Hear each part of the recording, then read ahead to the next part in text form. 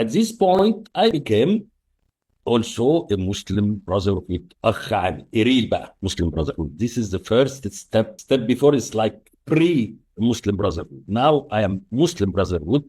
As I used to say, now the curtain of the theater open. I start to see all the hidden stuff. One of the things that I always believed in it was democracy and freedom and all stuff. And of course, that Islam is the religion of freedom. Yani. We don't need to prove. Of course. And all the time, Muslim Brotherhood are crying and shouting for democracy in Egypt, democracy in the Middle East. And then I was shocked that there is no democracy inside the organization itself.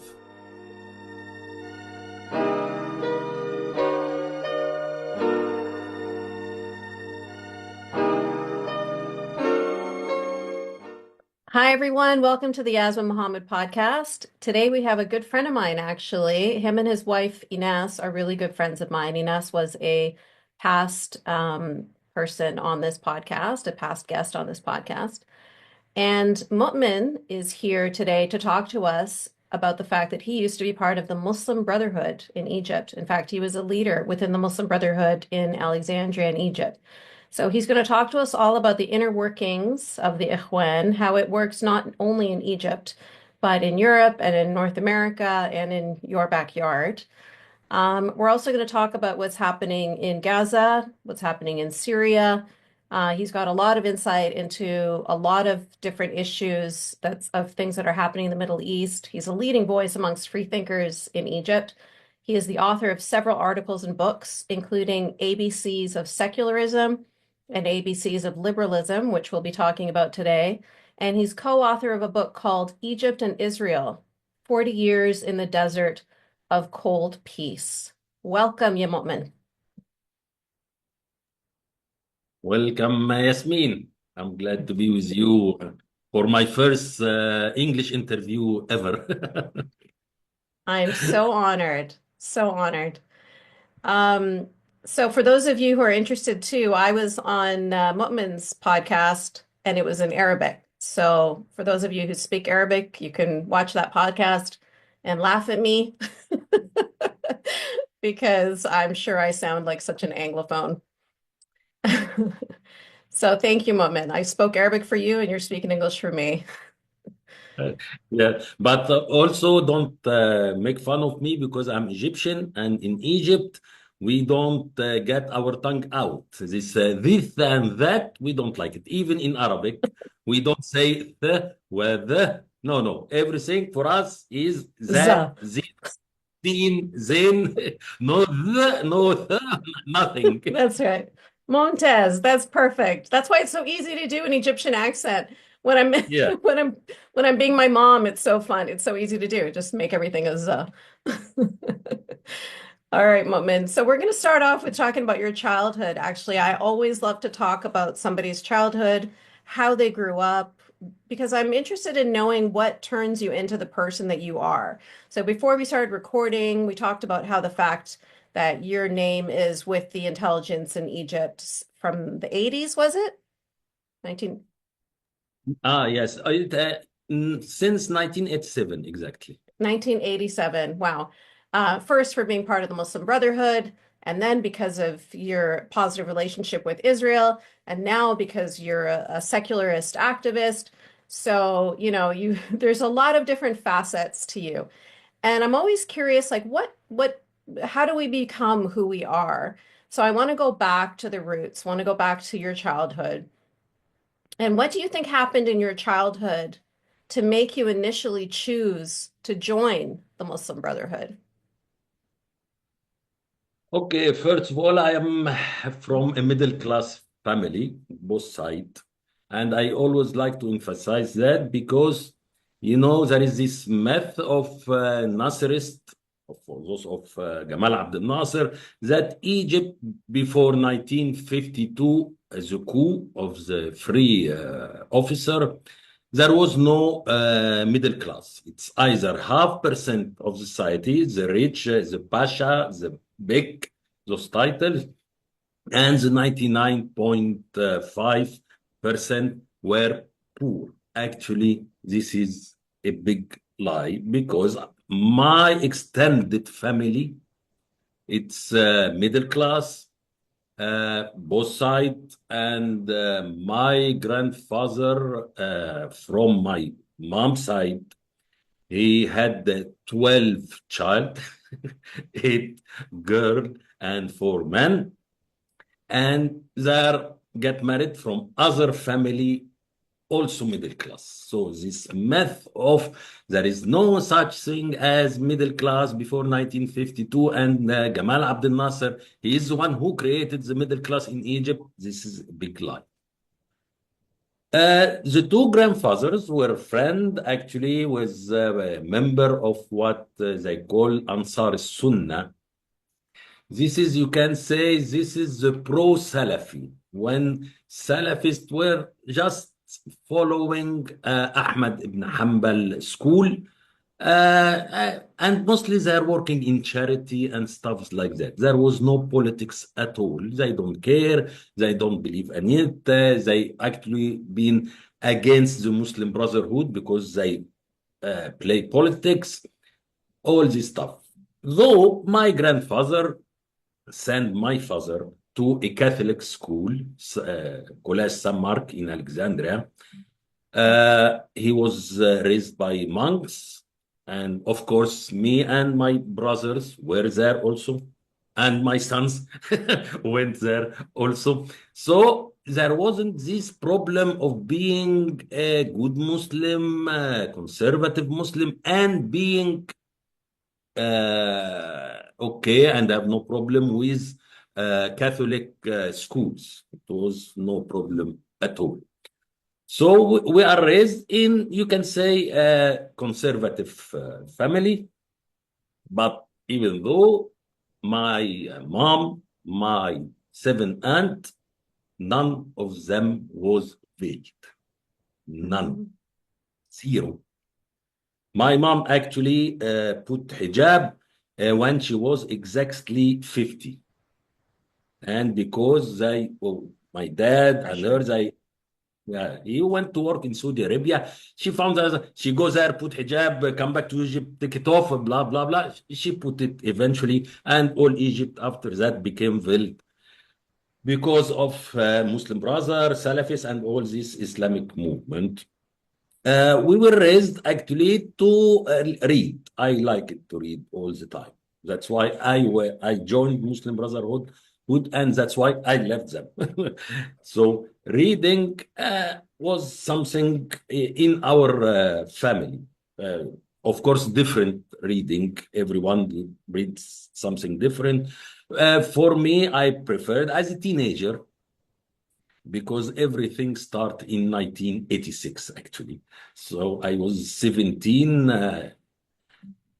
I like any teenager. I read about the Egyptian history. I started, there was this books that come weekly or monthly. I don't remember. It was made Egyptian history for kids. I started with it from King Mina, the unifier of Egypt, till October War, 1973. I follow it all the time. Of course, I read about stars, about the invention of train, of cars, of blah, blah, blah, all this stuff, the Vasco da Gama, Christopher Columbus, all this stuff. Until in 1986, in the summer, between grade 11, grade 12, this guy, he was a family friend. He was older than me, about 10 years, 11 years. He found that I like to read. He brought me the book which changed my life. Propaganda. Propaganda of who? And that's why this propaganda worked for me. And maybe that's why he chose this book. Because actually, one later I knew that he's a Salafi. And Salafi actually don't like Roger Garoudi. So why he brought to me Roger Garoudi? And at this time, Roger Garoudi in Egypt in 1986 was a superstar, this French communist guy. And of course, he's communist, so he should be atheist. but in Egypt he became. They said that he's Christian, so he's Christian, communist, French, convert to Islam. Wow, Allahu Akbar Mm, walillah. mm. Big trophy. Hmm. Of got me this book, and I unfortunately I don't remember the name of the book. But all I remember, I was 17 years, it's like almost 40 years now. It was full of conspiracy theory. That's why I hate conspiracy theory, and that's what lead us all to hell. I start reading about conspiracy against Islam made by Crusader. Of course, Christian are Crusader. All Christian are Crusader. None of them. Jews, of course, and Zionists, of Yeah. course. And here they call Masoni, Fire Mason. Of course, there is always this triple player or triple enemy of Islam who has this conspiracy against Islam: Zionist, Crusader, and Masoni, and sometimes, of course, communist. And we have this song, صليبيون. I hope you can translate this. صليبيون في لؤم الذئاب، شيوعيون جزر من يهود. So I'll try. Crusader, that they are like wolf, like there. And communists are coming from Jews, even communists. They're not enemy really, just because they're coming from Jewish roots. So we have those. Mhm. Yeah, constant victimhood is what it is. Everybody's out to get you. Everybody hates you. Everybody's against you. Hmm. Everyone want to kill us, want to make us Mm. poor, make us retarded, or whatever. Mhm. So as a teenager, I started to get angry. How come our religion? I must defend my religion. I must fight for my religion. 17 years old, a teenager. I was completely idiot, yani. Okay, I start to get back, leave all these books, scientific books, and about stars, invention, and all this stuff, and start to follow Islamic. At this time, I didn't know where to get Islamic books. But there was their magazine, which is sell at the newspaper places. Al-I'tisam, Al-Mukhtar al-Islami, all these names of Islamic magazine. I start to read. I want to defend Islam. And then I went to grade 12, and in Egypt, grade 12 is a very critic Yeah. year, because it's what will decide your future, which college you will go, and all the stuff. But I kept following those magazines. And at this time came the 1987 election, and there is this Islamic coalition between. Was the beginning of left wing becoming the allies to Islamists. This Labour Party and Al-Ahrar, which means the Free Party, they made a coalition with the Muslim Brotherhood and go to parliament election. I was at this time, I didn't have the right to vote, but I was completely with this ally. Their slogan, Al-Islam هو الحل. Islam is the solution. After I finished grade 12, during summer, I start by, of course, I want to be a good Muslim, because what is the best way to fight all these enemies is to be a good Muslim. So I want to be a good Muslim. I start to go to mosque, to pray in mosque all the time. the 5 times, even dawn. Wow. Yeah, yeah, I want to fight. I want to save Islam.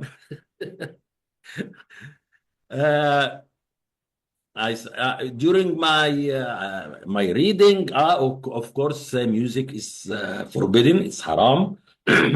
So I stopped listening to music. Despite that, I used to listen to it all the time, even when I study. I like to have music beside me when I study. I stopped that. No music. Going to mosque 5 times a day to pray. At this point, I met a guy. He was older than me, like a year or two maximum. And of course, he saw this guy who came to mosque all the time, all the time. He's all the time here. He started to approach me. By talking to him, I knew that he is a Muslim Brotherhood. So I went to him. I want to join the Muslim Brotherhood. Of course, this not the case all the time. This is unusual in the Yeah. Muslim Brotherhood. Because normally what happened is They find you. they find you. Mhm. Come play with us. Come, we have a football match. We are going to a trip to Cairo, to Rashid, to wherever in Egypt, blah, blah, blah. And step by step, we have today, we'll sit together to read Quran. We were gonna, what's your opinion if we study Quran together? And after that, they start to explain Quran. We have this meeting, hop, bop, step by step by step, you find yourself inside. For me, I jumped this recruitment period, and they start, okay, we have this pray at night, we have this, today we will fast and we will take breakfast all together, the breakfast of the sunset, not breakfast of the morning. So I start to be with them. And I remember the first one I met of the leader was a guy named Talat Mustafa. He is now the spokesperson of Muslim Brotherhood in Turkey. This is the first one I met. And he gave me this day, this chain for key chain. Mhm. It was written on it, Labbaika Afghanistan. At this time, the Afghan war was still going on. I saw all this, I want to fight. In university, I start to work with them. I joined the first jobs. I found, okay, he liked to read, he know lots of stuff, so put him in the cultural committee of the faculty. I was member. This is my first position, just a member in the cultural committee. In Faculty of Commerce, because at this time the Department of Political Science and Economics were part of the Commerce faculty. In 2011, after January 2011, they separated and became a separate faculty. So the role, to understand what is the role of this committee, it was the Muslim Brotherhood or Islamist propaganda in university. That was our role. We are the one who spread hijab in university. أختاه الحجاب. And you know why Muslims are defeated? Why Muslims are retarded? You know why Muslims are backwarded? Because women Because you are don't. covering their hair. Yeah. Yes, because the lack of hijab.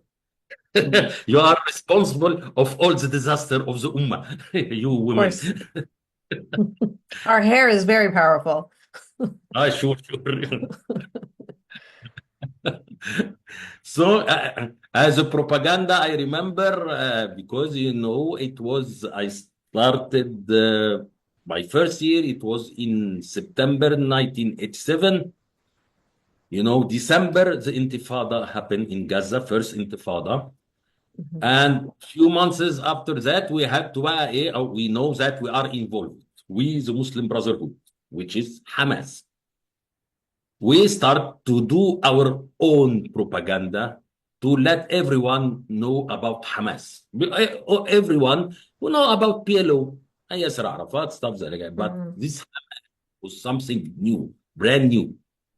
I remember at this time we made this tape of Islamic songs, of course, full of jihad and fight and martyrdom. يعني, let's go fight and die for Al-Aqsa. And I remember I even printed, I got the picture of Sheikh Ahmed Yassin, the founder of Hamas, and we printed and we put it in this tape and we distribute it so everyone know who is Sheikh Ahmed Yassin, the founder of Hamas. And all by the name other, we start to focus on it. I remember at this time, Mahmoud al-Zahar, Ismail Yahaniya, Ismail Abu Shanab, and Abdelaziz al-Rantisi, all those in Gaza, in West Bank, it was Hassan Youssef, oh, blah, blah, blah, blah, blah, Hamas, Hamas, Hamas. There was nothing about PLO, nothing about the people of Gaza, nothing. It's just Hamas. Hamas is leading the intifada. Hamas made the intifada. All this stuff.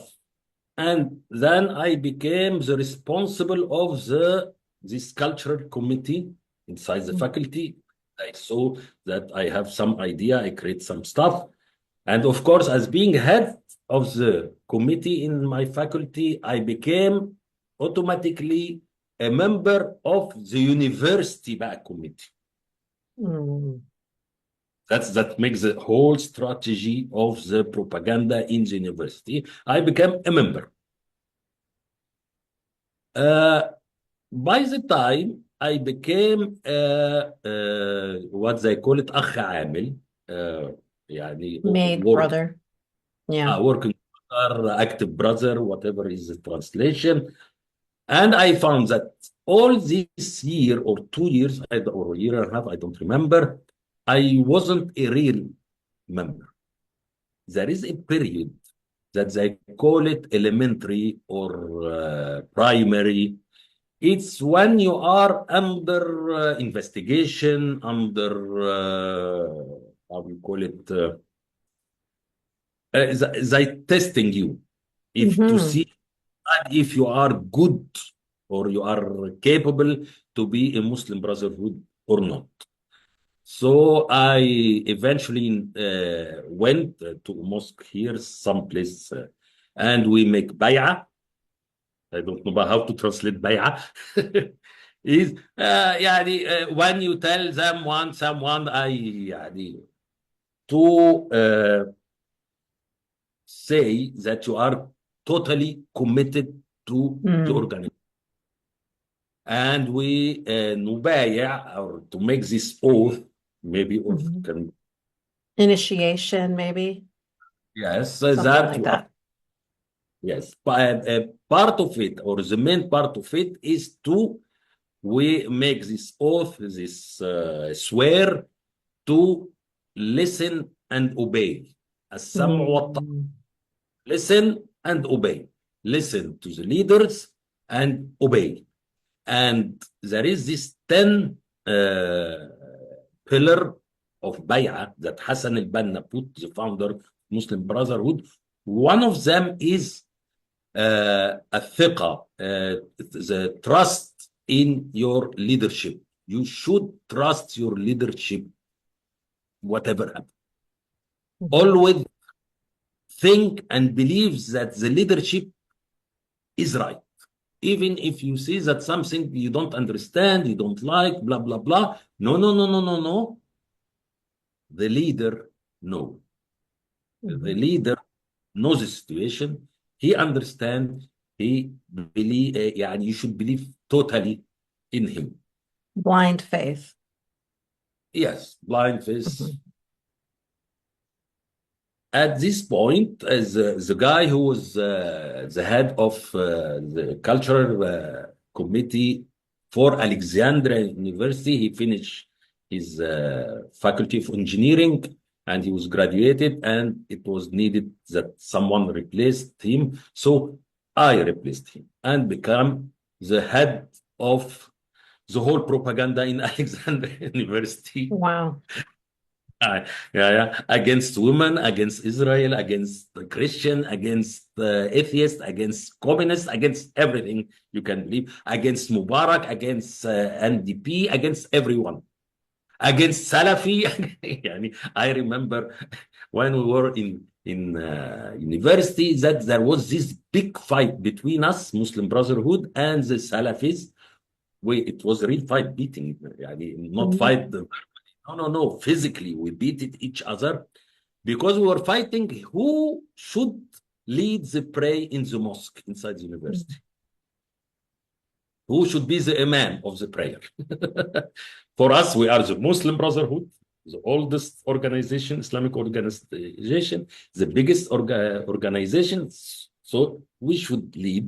The Salafis came out with some fiqh that no, we shave our beard, so we shouldn't be imam. They have a beard, they have the good beliefs because they are Salafis. And we end up beating each other for about a week. It was a real fight. And the mosque were closed, by the way, for this week. It was so, that's why I always say, when I was a Muslim Brotherhood donkey, I used to do so and so. So I became this responsible of this committee, because in Muslim Brotherhood we don't say head or president, or we say responsible. He is responsible, مسؤول. At this point I became also a Muslim Brotherhood, أخ عام, a real بقى Muslim Brotherhood. This is the first step. This step before is like pre-Muslim Brotherhood. Now I am Muslim Brotherhood, and as I used to say, now the curtain of the theater open. Yeah. I start to see all the hidden stuff that I didn't do. So I start. One of the things that I always believed in it was democracy and freedom and all this stuff. And of course, that Islam is the religion of freedom. We don't need to prove. Of course. And all the time, Muslim Brotherhood are crying and shouting for democracy in Egypt, democracy in the Middle East. Of course, I don't say Middle East, because Middle East, this is something imperialist. Democracy in the Arab world, democracy in the Muslim world, all this stuff. And then I was shocked that there is no democracy, or shura, as they call it, inside the organization itself. We used to sit down, discuss issues for 2, 3, 4 hours. Our meeting has no limit, no that time. We can sit for 5 hours discussing stuff. And we take decision, like democracy, by voting. When we go next day to do what we have decided yesterday, I'm shocked, but by other things being done. Oh, guys, what?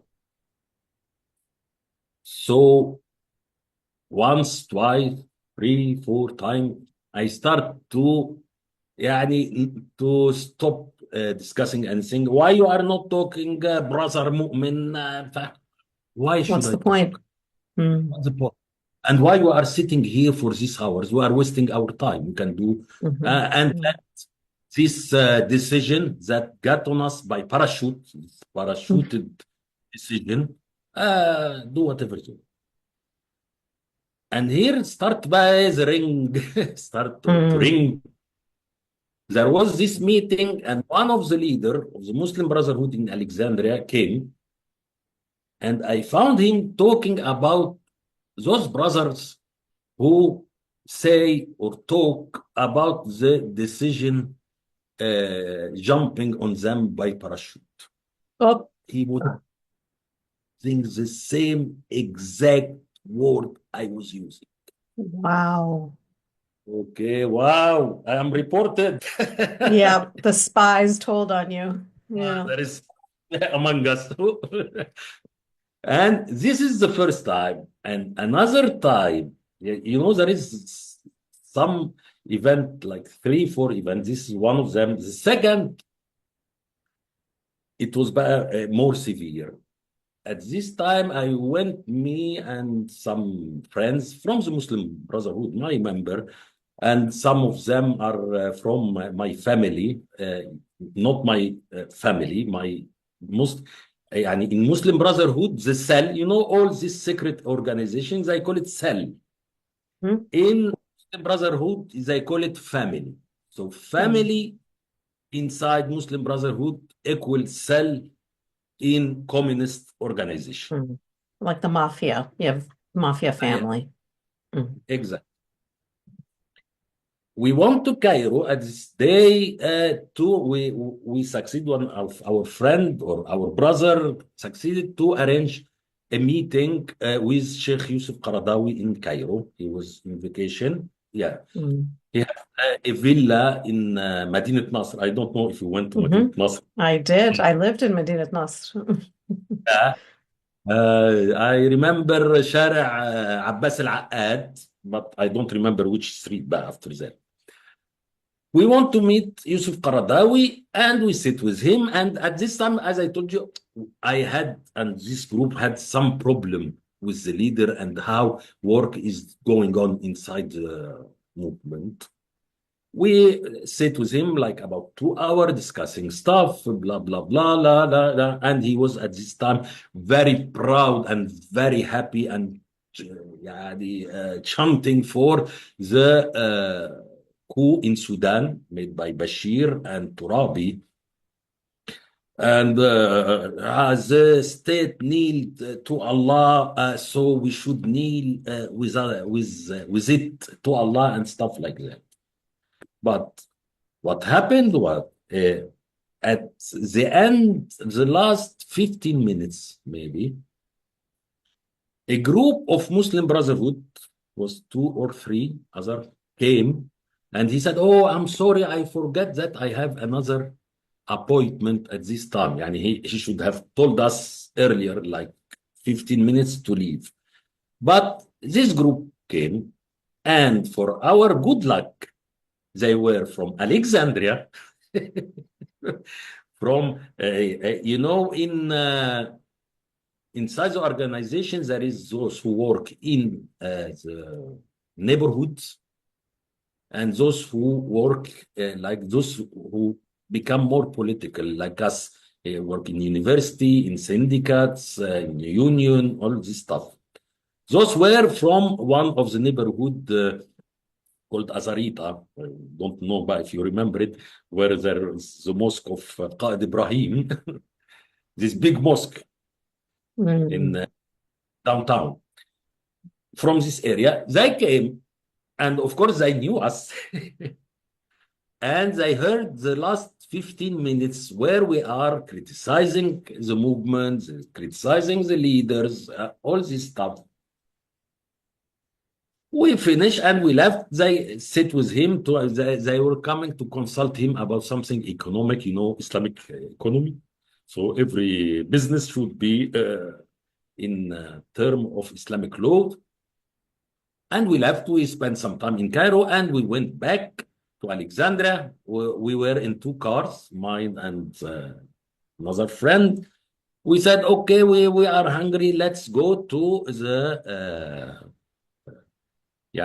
doctor club. It was for physician.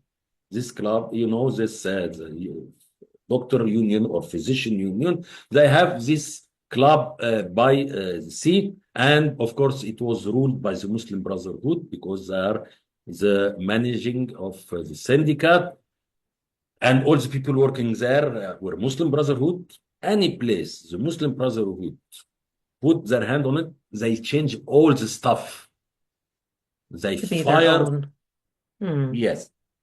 And of course, as Muslim Brotherhood, we can go to all this, despite we are not a doctor, we are not even student in medical school.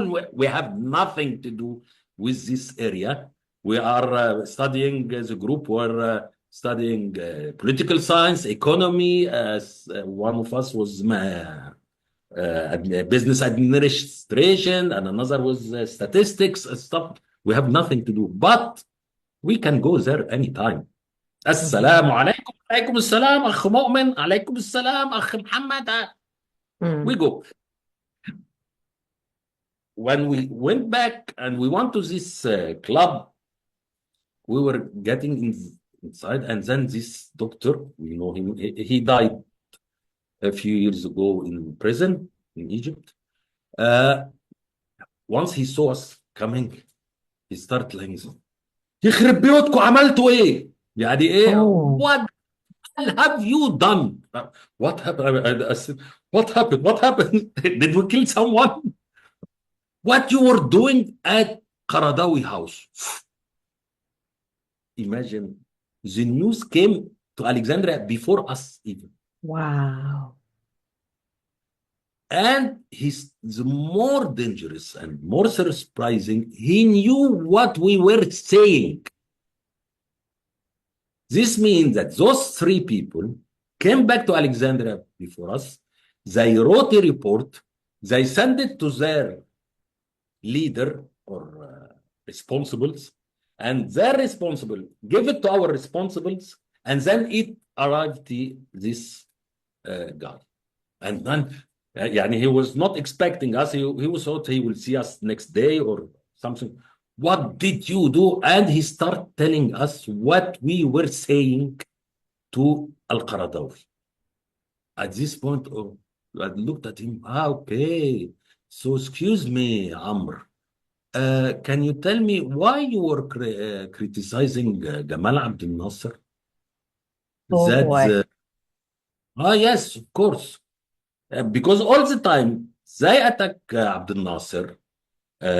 Because at this era, this like all communist regimes, they said, the brother report his brother, and the father report his son, and the son report his father, blah, blah, blah. So I told him, so why you are criticizing Abdel Nasser? You are doing the same. What is this? And by the way, we were visiting Sheikh Yusuf Al-Qaradawi.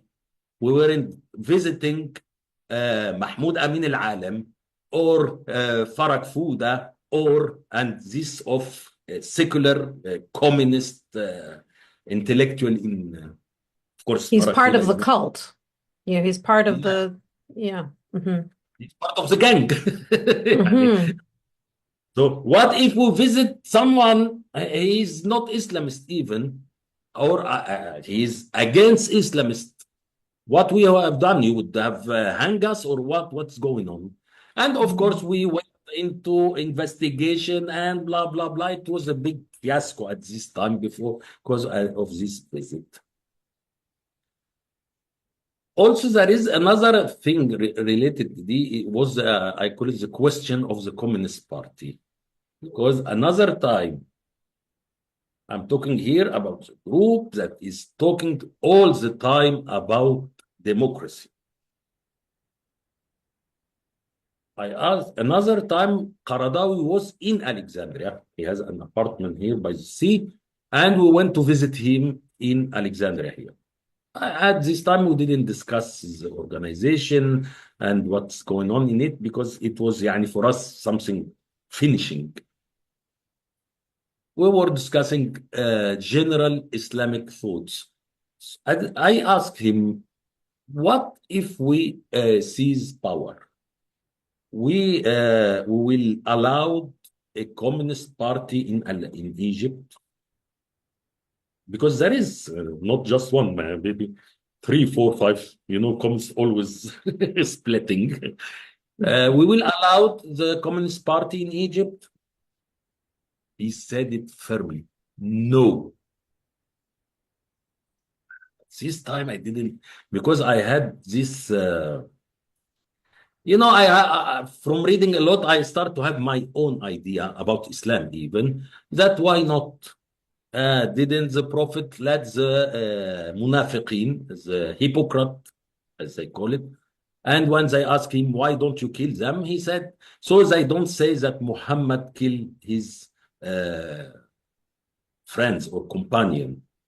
So I thought it like that. The Communist Party is like the hypocrite in the day of Muhammad. So why not let them? Qaradawi say no. I tried to discuss it with him. No, no Communist Party in a Islamic regime. And he was the leader of the Muslim Brotherhood at this point. No, he never been officially leader. He was like the intellectual of the sheikh of the he created for himself this position that put him even above the leadership. Mm-hmm. Intellectual authority on Okay. the no. Another time, but not with him. At this time, at this point, I start to make a big problem and talking and criticizing. They start to take me to every leader possible in Alexandria to meet with him and discuss with him. يعني,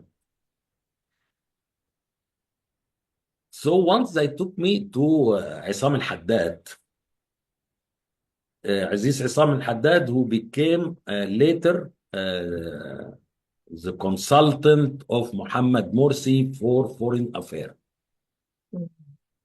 As this guy, he's the genius. He is the one who will tell me and يعني dismiss all these يعني crazy thoughts I have in my mind. I went to him, we started the discussion. Of course, I don't remember anything from it, only one phrase. And then I cut, okay, let him finish talking because I want to leave. Mm-hmm. I asked him the same question. Would we allow a communist party if we seize power, if we become in power? We will allow a communist party in Egypt? And I got the more يعني more weird answer than Qaradawi. Qaradawi was clear. No. He started to tell me, look, brother Mu'min, we don't want to be RIT. What is RIT? RIT, this was a school in Islamic study in fiqh that they do, normally in fiqh, when you go to a clerk, you ask him a question and he give you the fatwa, the response. Haram, halal, do, don't do, stuff like that. There was this school, RIT, that they did their own school by asking themselves, what if? It's not someone going to ask. No, he start to imagine situation and put rules for it. Yes. So it was, they always start by this ara'ayt. What if? So they call them ara'ayt. Mm-hmm. And normally, these cases, it wasn't something very imaginary, but يعني, it's very hard to happen. يعني, imagine someone like 1,000 years ago can ask, what if we go to moon? How we will pray? Yeah. So, of course, 1,000 years ago, when you go to the moon, are you crazy? He started talking to me like this, that me يعني Wow. to imagine or to expect that the Muslim Brotherhood be in power So and he never decide, believed it would ever happen. Mm-hmm. yes, and he thought that I'm crazy. What we sees, we will be in power. That will never happen. So why asking this question even? Yeah. So okay. So why we are going into elections? This is What by are we inside doing? me. What we are Mm-hmm. doing? Why we go to election? Why we make coalition with parties, political parties? Why we are playing we play politics because we want to be in power at some point. No, no, for him this is something very imaginary, and يعني, no need to ask this question. يعني. And then third يعني, or fourth event, it was during the invasion of Saddam Hussein to Kuwait. It was, of course, a big fiasco inside the Muslim Brotherhood. The international organization has divided between those who believe that Saddam Hussein will become Salahuddin al-Ayyubi and liberate Jerusalem or Shalim, Quds, Beit al-Maqdis. There was always this saying, they use it, Muslims and Arab nationalists. They always say the way to Jerusalem pass by Amman, for example, the capital of Jordan, pass by Cairo. That if we want to liberate Jerusalem, we had first to change the regime in this country. So the way to Jerusalem at this point was passed by Kuwait. Oh, That's okay. who will become like Salahuddin. He will unify all the Arab and Muslim country like Salahuddin did, and he will lead us all to free Palestine from the river, and will liberate Al-Aqsa Mosque. Oh, Allahu Akbar wa lillahi alhamd. يعني, some like the Muslim Brotherhood of Jordan, of Palestine, Hamas, and even Yasser Arafat and PLO, they took the side of, that was very stupid, the side of Saddam Hussein and Sudan, and almost all the Muslim Brotherhood, all the organization of the Muslim Brotherhood in Middle East and North Africa, except for the Muslim Brotherhood of the Gulf, because this is their country. Muslim Brotherhood of Kuwait, of Saudi Arabia. It's a conflict of interest for them. Yes. Egyptian organization back got into trouble. Where should they stand? With the main bloc, Muslim Brotherhood, or with the Muslim Brotherhood of the Gulf, who are the main sponsors? Money come from the Gulf, where at this time we start to chant very weird slogan. صدام باغي وبوش محتل والإسلام هو الحل. It means nothing. That Saddam is aggressive or aggression. I don't know how to say it. Aggressor, okay. Saddam is aggressor. George Bush is occupier. And Islam is the solution. What does it mean? I don't know till now. What does it mean? I don't know. But they work in this bad situation between those who back Saddam and those who back Kuwait and Libya and the Gulf. What to do?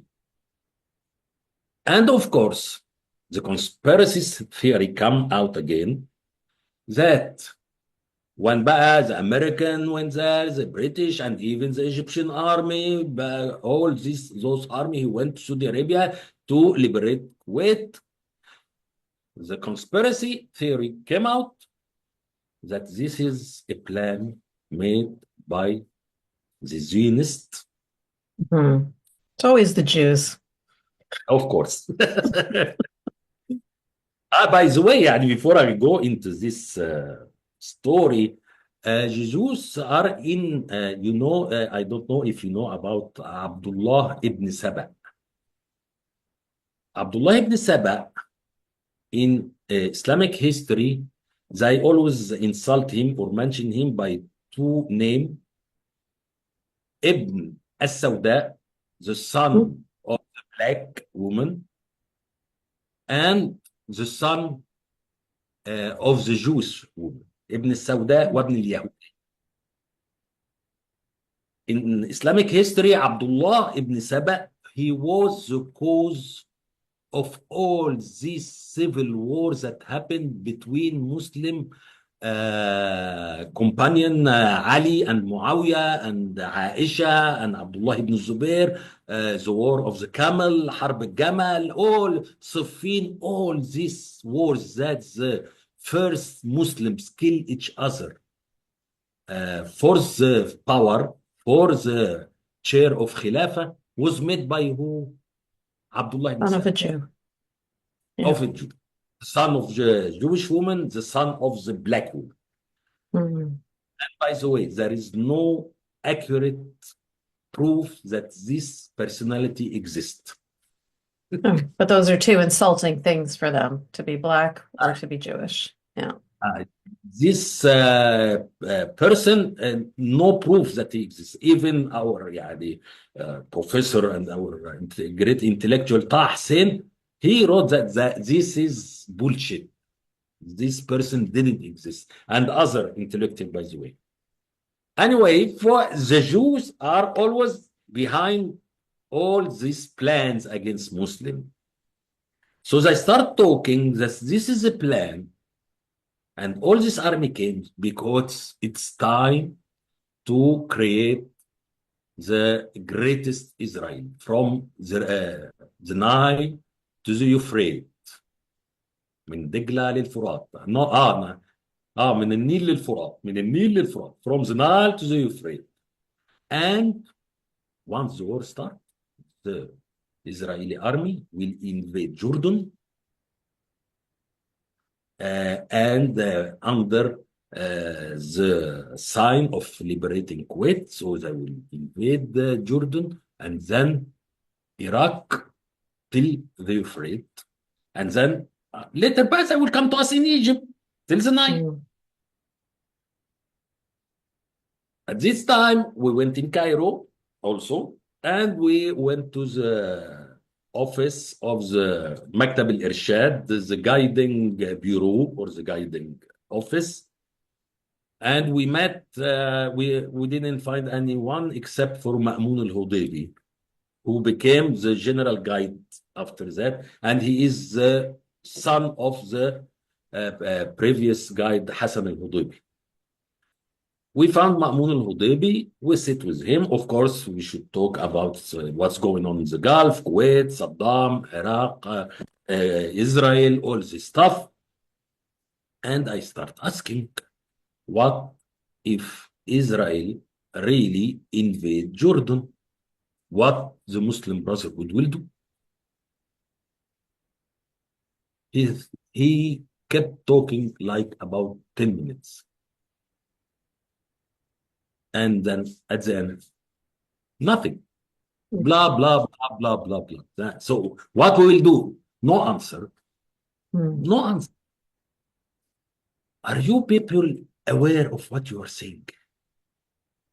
Do you believe really in what you are saying? But because if you believe that Israel will invade Jordan and then Iraq to create the greatest Israel from Nile to Euphrates, we as Muslim Brotherhood, we should be ready. We should get ready because we will fight to resist. We must fight back. But nothing. Nothing. I felt that I'm dealing with some bunch of idiots. They know nothing. So by the time I knew that there is no democracy, no shura, or for example, they start to convince you that shura in Islam is democracy, which is a big lie. And okay, what is shura inside? Their thought about shura, it's the same as their thought about democracy. It's just a matter of voting. Because I remember meeting with guy, his name is Abbas al-Sisi. He was one, they call it the Ar-Ra'il al-Awwal, the first generation. It's, Muhammad and the companion, and his companion. There is Hassan al-Banna and the first generation. Mm-hmm. So Abbas al-Sisi, he is one of this first generation, and he was at this time in the not the Egyptian organization but in the international organization of the Muslim Brotherhood. He was responsible of the international relation at this point. He was in Alexandria. He has an office here in a place called Ibrahimiyya. I was there doing some work, and he arrived. I went to salute him, and I sit with him and I start asking him about Shura inside Muslim Brotherhood. He start talking to me about Shura. It's like a matter of voting. We are, for example, we are in the bureau of guiding, our guiding bureau. We are 14. If there is any decision, we vote. If it's 7 against 7, the 7 who has general guide at this point, general guide vote, it's counting by 2. If there is equality in that's his concept of shura. I thought this is a big lie. This organization is big lie. It's bullshit. I should leave. I left, but I didn't leave Islamism. I went to another wing inside the Islamist movement, the biggest movement, the political. So you weren't disillusioned with political Islam in general. You were disillusioned with the Muslim Brotherhood because you felt that they were not being serious enough. They didn't even believe their own propaganda. Exactly. So I went to another wing inside the Islamism, which I consider it the most dangerous, more dangerous even than Muslim Brotherhood. What they call it moderate Islamism, not moderate Muslim, moderate Islamism. Those guy of Yusuf al-Qaradawi, Muhammad al-Ghazali, Fahmi Huwaidi, Salim al-Awwa, Tariq al-Bishri, and in USA, one of the stronghold of this wing is IIIT, International Institute of Islamic Thought. You can search it. IIIT, International Institute of Islamic Thought, in Virginia, USA. And they had branch here in Cairo, in Zamalek. Those people, those guys work on what they call the Islamization of knowledge, Islamization of science. How to make Islamic political science, Islamic economic, Islamic sociology, Islamic geography, Islamic philosophy, Islamic name it. All the knowledge, all the science, their work is to Islamize. And I just was reading a book, maybe a couple of months, of a guy named Esposito, I think. John Esposito, yeah. You know who's his professor? And who's the one who was supervising his PhD? Ismail Ragi Al-Faruqi. Search this name. This is in Georgetown University in USA, right? Yeah. Al University. Ismail Ragi Al-Faruqi. Search it. He was the founder of IIIT. And all these guys who defend Islam and the democracy of Islam, the freedom of Islam, blah, blah, blah, you will find this link all the time. Either to an Islamist professor or to Qatari or Saudi fund. Yeah. Walid ibn Talal, those of Qatar, you will find either way, or this professor or both together. That's why you see all this PhD, master degree, all this research, all these studies about how great is Islam. And with them come what they call it. I love this term from the French, the Islamo-gauchiste. Yeah. I love this term. Yeah. Uh, you can say it in English. I don't know how. It's like but Islamo leftist. Islamo-leftists. Okay. Mm. Those Islamo-leftists like Wael Halla, like Khalid Fahmi, like Heba Raouf Izzat, and there is this woman also, I don't remember her name. All these people who start to create these studies and PhD. There is even, I just read the book. It was a PhD of a guy named Tamim al-Barghouti. His PhD in USA. It's not printed. I was glad it wasn't printed in English, but they translated into Arabic and published here in Egypt. He called it the soft nationalism. He says that all these Egyptian leader was about Egypt. Saad Zaghloul, Ahmad Lutfi Sayed, Taha Hussein, all this biggest leader, our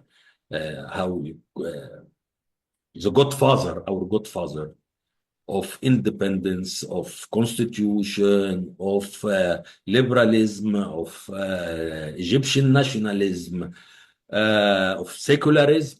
For him, all imagine this PhD was in an American university. That all these guys were just a bunch of servant and agent of the British imperialism. That's the kind of PhD and the problem is like what happened to me. For me, why I believe Raga Garoudi, he changed his name when he converted to Islam from Rouget to Raga. Why I believed for him? Because he's French. But at this point, I was 17 years old. I didn't know that there is lots of idiots in the West. Yeah. Doesn't that No. doesn't that he is Western and intellectual Western also, that he is yes, brilliant. He must no. Lots of idiots. At this point, I start to go to this school of contemporary Muslim. That's the name of magazine. Contemporary Muslim, and this triple IT, this idea of Islamization of knowledge and science. I study political science. Okay, this is the secular political science.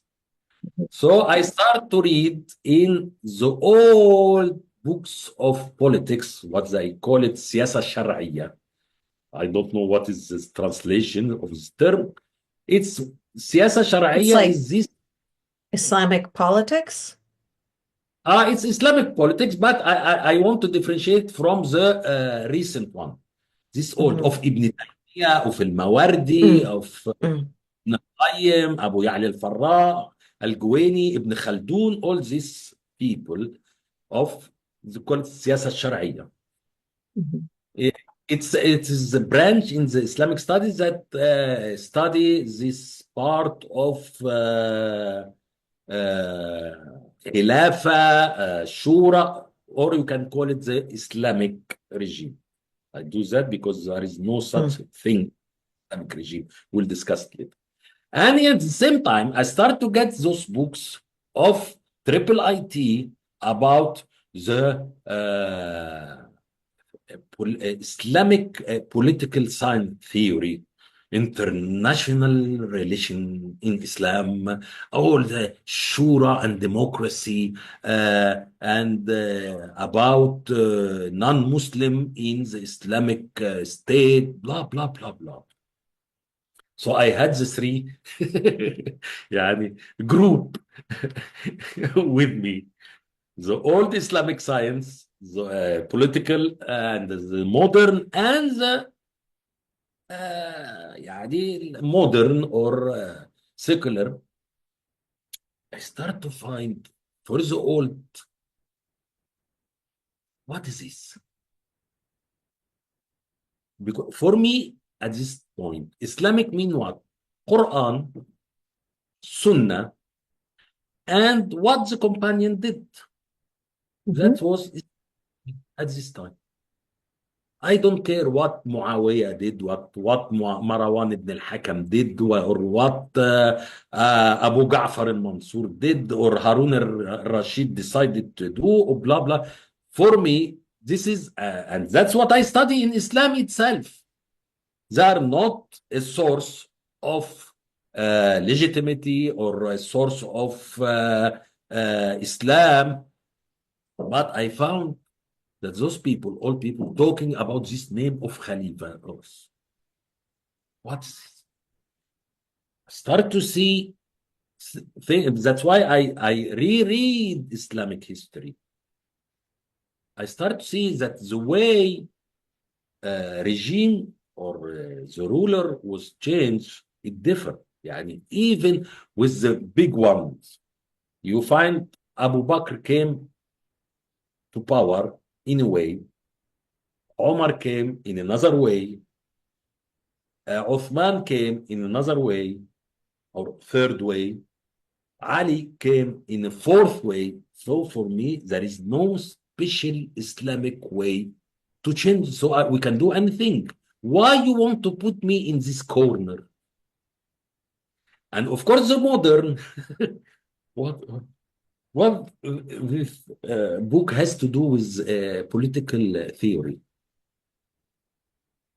And you call it Islamic political theory. And it was a PhD from Cairo here. But of course, this triple IT printed and sell it. I don't know if they translated into English or not. Maybe they did.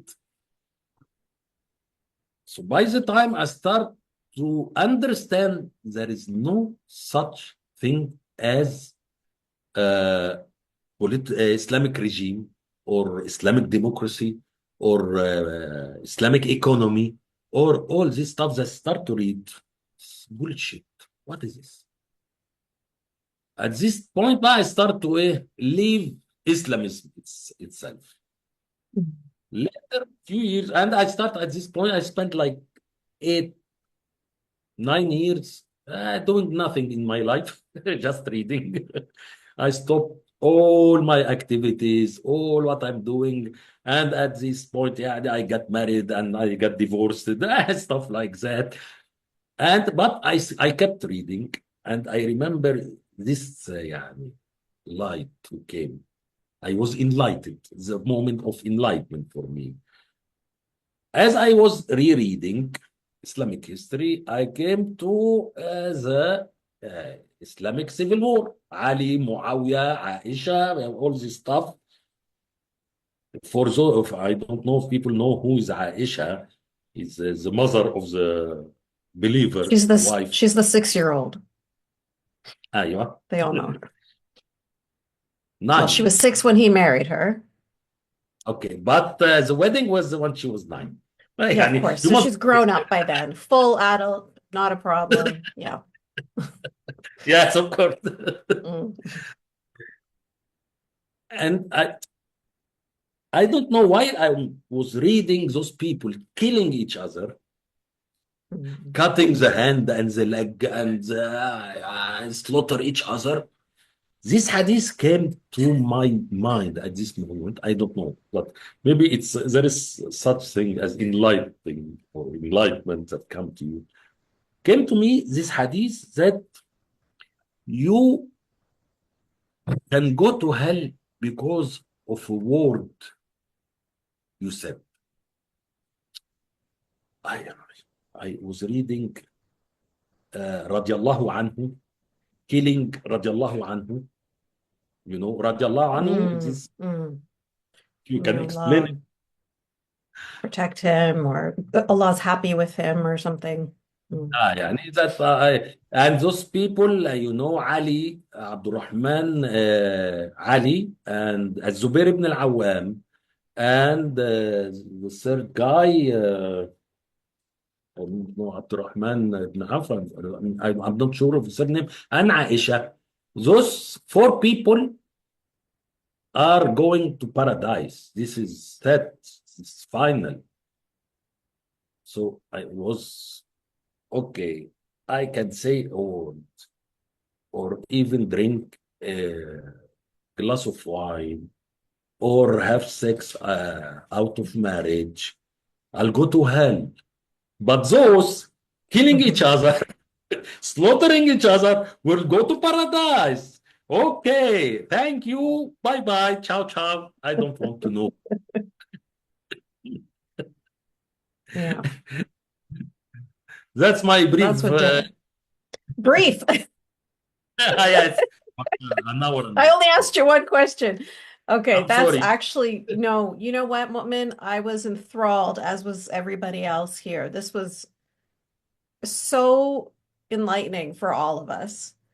I have so many questions for you though, and I don't know how we're going to get through them all, but the first question I have for you is groups like Ikhwan, the Muslim Brotherhood, Hizb ut-Tahrir, other Islamist groups like that, they're always saying here in the West, because they have their Khalifa conferences here in the West, they are considered terrorist organizations in most Arab countries, but in the West, they are very comfortable, happy, powerful. One of the things that they do to fool Western people is they say, well, you have freedom of speech, we're just using our freedom of speech. We do not believe in any kind of violence. We do not support violence or anything like that. So when you're talking about the Muslim Brotherhood, then you started to talk about how they were the start of Hamas. And of course, Hamas are very violent, right? And you talked about how in your university you were spreading the Muslim Brotherhood propaganda and the Hamas propaganda because it's one and the same. And it was all about fighting. It was all about violence, all about aggression.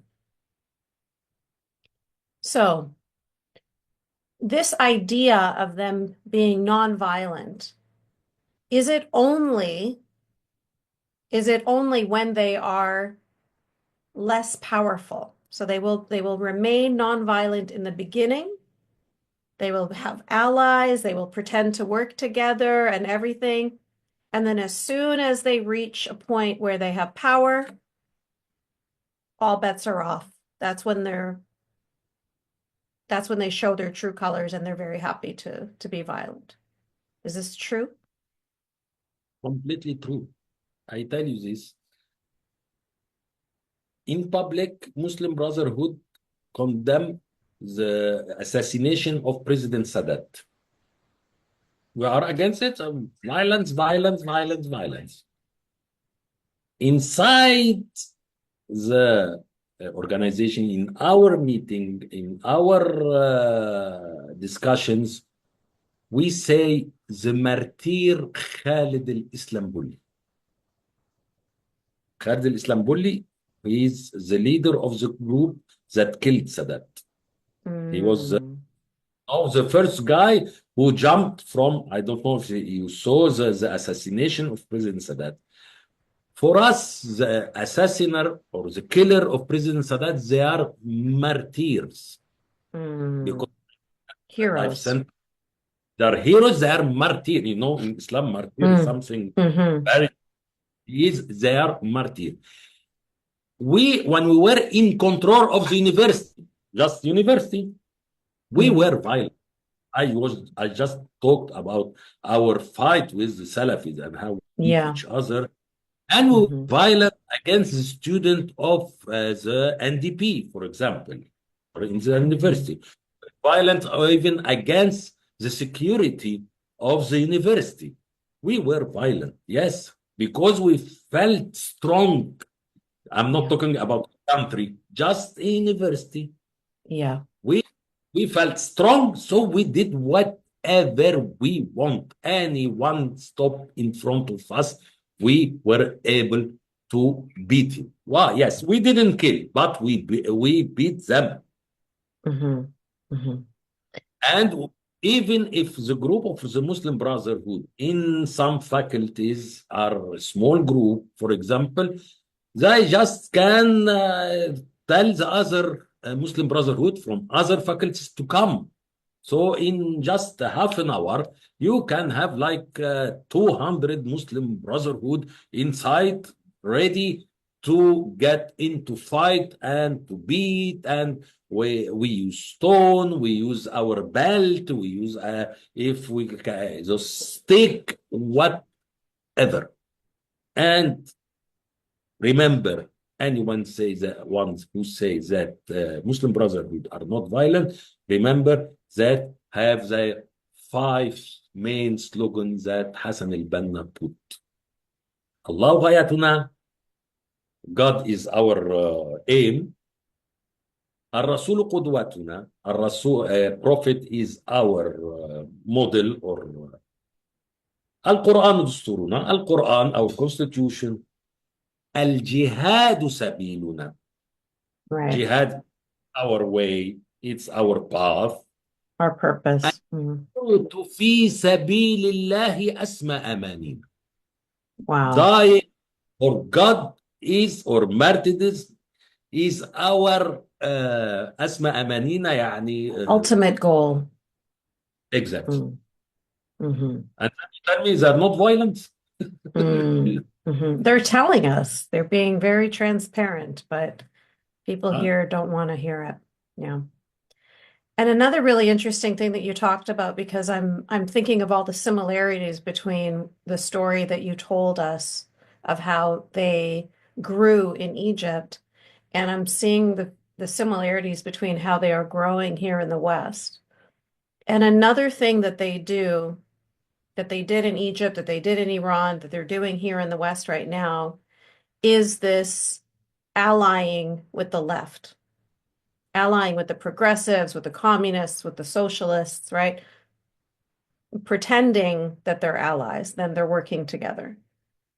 And in Iran, it ended up becoming very clear when they, as soon as the Islamic regime came into power, they murdered or imprisoned or tortured all of the leadership from the progressives, whether it was communists or socialists or whatever, anyone from the left.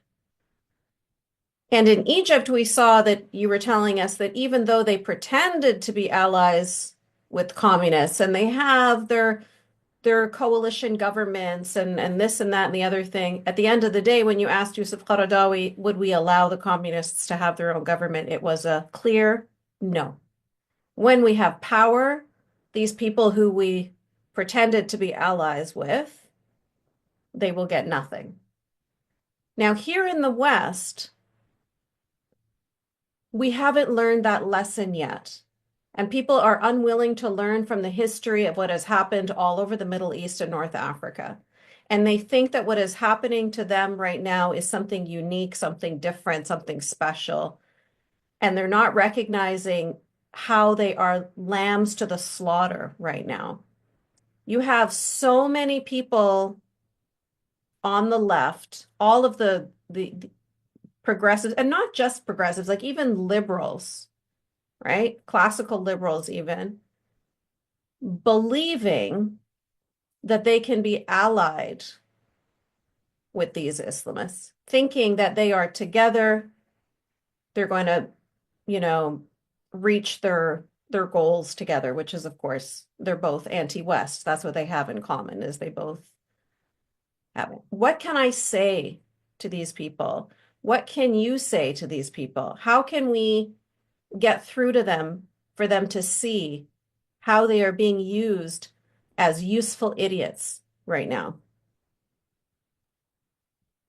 I think the best way is to translate some books because Islamists say in Arabic Yeah, what they don't say in English or French or German or whatever.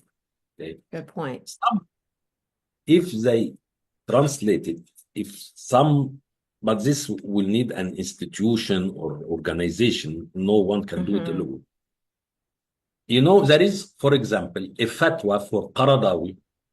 And here we are not talking about ISIS, we are not talking about Qaeda, we are not, no, no, no. We are talking about moderate Islamists, moderate, cute, very, يعني, we call it in Egypt, or they call themselves wasati. Okay. Moderate. So for example, there is a fatwa for Qaradawi that a Muslim girl can't, she's not allowed, it's haram, it's forbidden to marry a communist guy. Haram. Why? He is not Muslim. Even if he's Muhammad or Ahmad or Abdul Rahman or whatever, in his ID, it's written Muslim, but he is communist. You are not allowed to marry him because he is an atheist. Communist equal atheist, you can't marry him. There is books, a book for Muhammad al-Ghazali, its name is قذائف الحق. I don't know, the shell of يعني, truth or whatever. Even the name, you can see the war in it. قذائف, you know, قذيفة, it's what you use in a canon. قذائف الحق. If you read this canon of truth or something, I don't know. Yeah, not really. Bullet, I don't know. Anyway, go ahead, keep going. The shell of cannon that you put it on bomb. This book, I hope it will be translated to all language. Why? You will see for Sheikh Ghazali, moderate Muslim, and he was a big name for this triple IT and all this wing of Islamic movement. This قذائف الحق book, it's full of conspiracy theory against Jews, of course. Christian, Copts, Egyptian Christians, the Copt, against the Pope at this time, Shenouda, against communists, against this. That's why the authority at this time in Egypt, they confiscate this book and they prevent distributing it because it was full of hatred against everyone. Everyone. There is books and essays and column in newspaper need to be translated into English so people can understand the mentality of those people. Those people, they don't have allies. They don't. What they were allied to USA in Afghanistan. What they did to USA. They were allied to communists in Iran. What they did to those communists. Even here in Egypt in 2011, they were allied to liberal and communist and socialist and all these forces in Egypt. What they did once they get into power. They have no ally, even between themselves, by the way. Yeah. By the way, even between, in Afghanistan, after they got rid of the Soviet Union, what they did, they killed each other. Yeah. Even in Gaza, there is this event of the Mosque of Ibn Taymiyyah in Gaza. That was a branch of Al-Qaeda that appeared in Gaza, and they went to this mosque and they delivered this speech. And what Hamas did to those people, they bombed the mosque, bombed it. Of course, we don't care. Yeah, they can kill each other. For me, I don't care. They can. I hope you both win. Yes. Good luck for both of Yeah. us. They have no. Yeah. That's a very, very good point. And thank you for saying it so clearly. there is a group called Memory, MEMRI, that translate a lot of videos that khutbah, so sermons that are happening in mosques and things like that, that are happening in Arabic, happening in Farsi, happening in Urdu, and they translate it into English to give people who are really interested in hearing the truth, to give them an idea of what's really being said, because it's a forked tongue, as Motman was saying. What they say to you to your face is different from what they say behind closed doors, right? In my book, I called it the inside voice and the outside voice. So what they in the West, when they have a microphone in front of them, when they're on a, on a TV screen, they're going to say one thing, which is completely different from what they're going to say behind closed doors. So if you want to know what's being said behind closed doors, then pay attention to groups like Memory that will give you the translations of what's really being said in the native languages. Very good point. Thank you for that, Motmin. I had so many more questions for you. I really wanted to talk to you about Gaza and Syria. I feel like, just like with Ines, I have to have a part two with you, because there's too much. Like, these are big, big topics, and what's happening in Gaza right now, of course, with the whole hostage situation, everything's still ongoing. I don't know if you have any thoughts to share on that, or if you have any perspectives, or if you see any kind of, you know, how you see things going from here. Did you want to talk about that, or not really? لا يعني أنا for Gaza, what I am hoping that the next day, I always think of the next day of the war, Yeah, which will come yet. Uh, yeah. the most important thing to do is the cultural change inside the Gaza Strip. Okay, can I just interrupt you here for 1 second?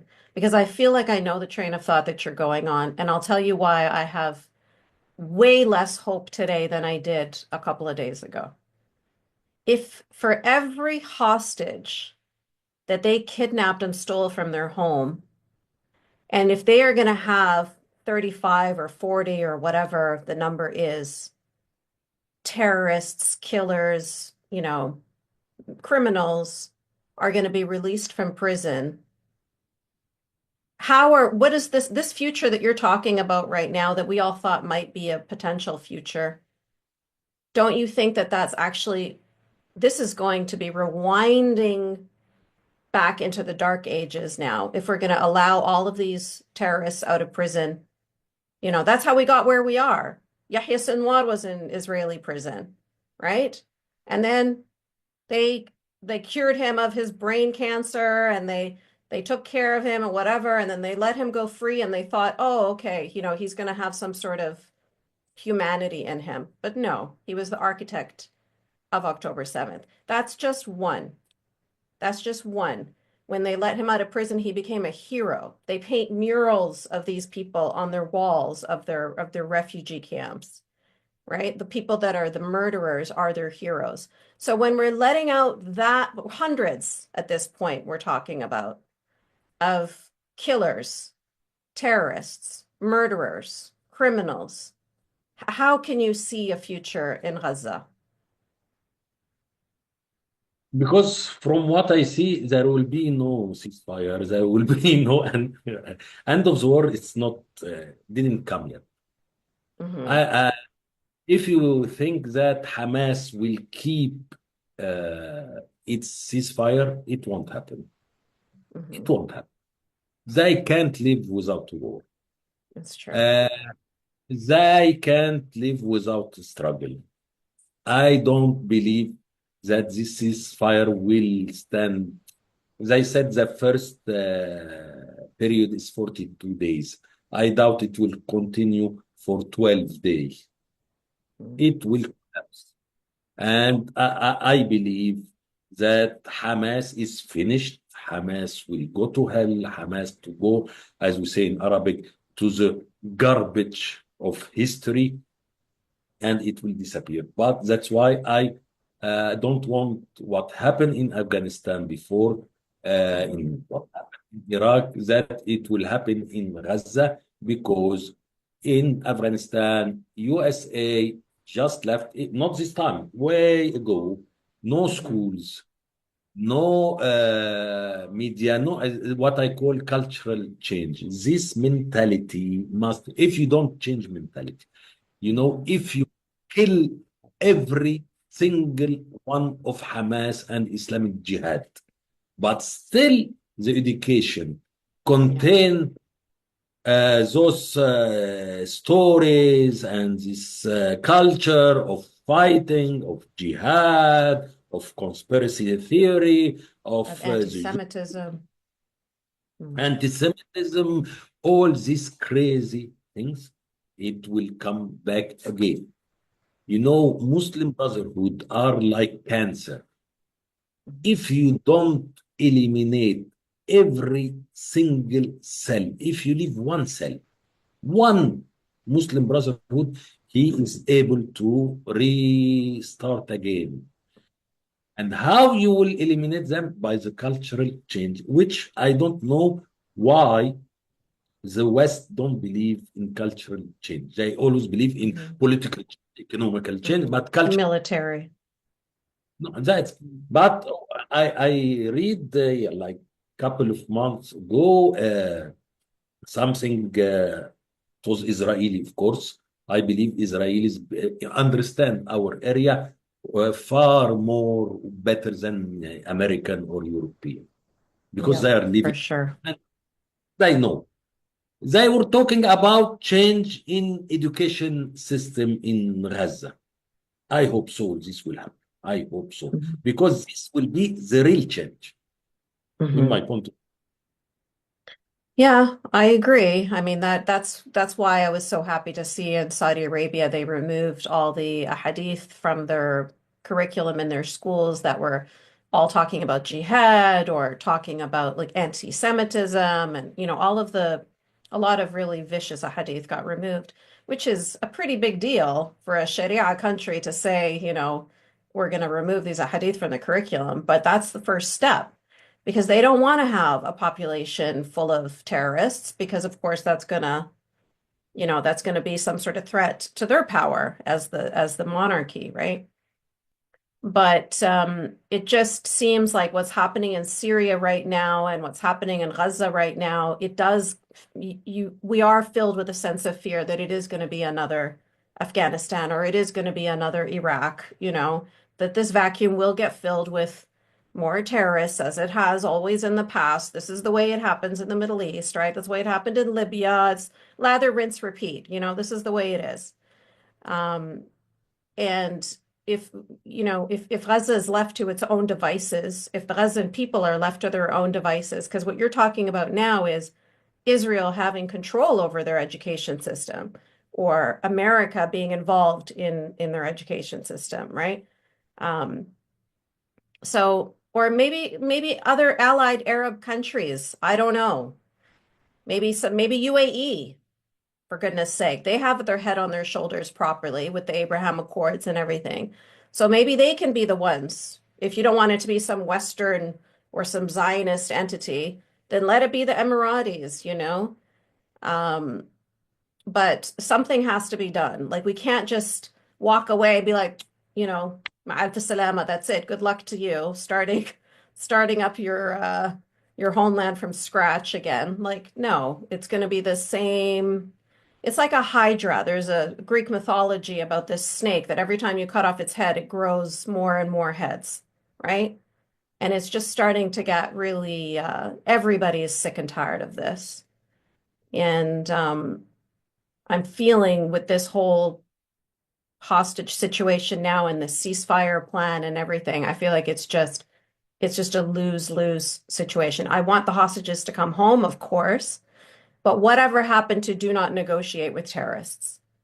What happened to that? Suddenly we're negotiating with terrorists and we're at a very, we're losing in this deal. But anyway, things are changing and still in flux, and we don't know how things are going to end. And I 100% agree with you that they will not be able to control themselves very long. They never have been, and they never will be able to. They want to die fi sabilillah. That's their goal. And so they're going to continue, whether if they kill Jews on their way to heaven, then that's great. If not, it doesn't even matter. They just want to die trying. So they'll never stop. I agree. I totally agree. Especially when I saw this celebration of victory. Yeah, Wow. You are, yeah, you are yeah. celebrating. Okay, good luck. That's why I'm pretty sure. Maybe I'll be wrong. I don't know. You know, politics, you can't be sure 100%. But I don't think so that this ceasefire will continue. I think all the hostages alive, those 33, maybe, or maybe less. I can see that the maximum number they are hoping for them to be alive is 33. Once they are back, and then we will go into problem about the bodies of the dead hostage. I don't think things will continue. And of course, Hamas would like to be victorious again. Hmm. يعني all these victories I got, they need more of victory. And I don't believe it will stand. It will end and we will go back to war till the end of Hamas. And I agree with you for UAE. And there was news about negotiation between Israel and UAE about the next day. They're Hmm. negotiating you, not Abbas, the corrupted Hmm. leader, Hmm.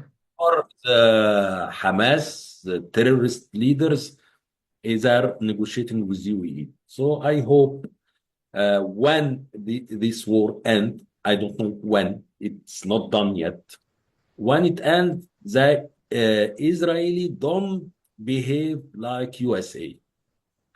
Make sure that there will be cultural change. Of course, economic change is needed, of course. Uh, and politics will come at the end. Who knows what will happen? Hmm. All right. Okay, so now I'm going to open it up to questions and comments from people who are here to join you. Mu'min. The first person is Shana. Hi, thank you so much to both of you, Amuman and Yasmin. This has been amazing. I actually agree that this ceasefire is very unlikely to last, but on the off chance it lasts long enough to deal with the Philadelphia corridor, my question is that Egypt has a peace treaty with Israel, of course, but they are hardly friends. Given your unique perspective and understanding of the Muslim Brotherhood, um, in light of this ceasefire, what are the chances that Egypt will actually start enforcing the border at the Philadelphia corridor to prevent Hamas from rearming, should it get that far? Thank you so much.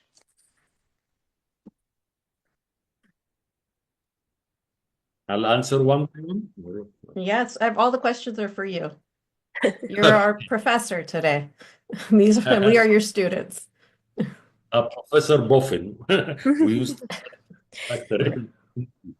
Uh, well, I think this matter of border has ended now. Israel has closed it all, and there is no benefits from it for any side. The Hamas, I think they're just pretending to be still in power, still in. They have their force. I think maybe they are completely destroyed. Even those who talk about re-recruit others, they won't be able to continue because there is no money.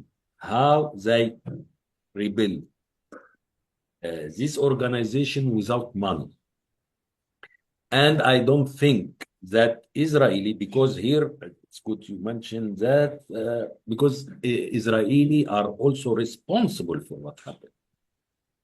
I had this episode, I made like 2 episodes about the history of Hamas from the 40s to 1967 And from 1967 to 1987, I realized here when I was searching that in 1980 or 1979, there was this military attaché of the Israeli embassy in Tehran. And of course, Khomeini came and closed everything, and they went back. This military attaché became the governor or the military governor of Gaza.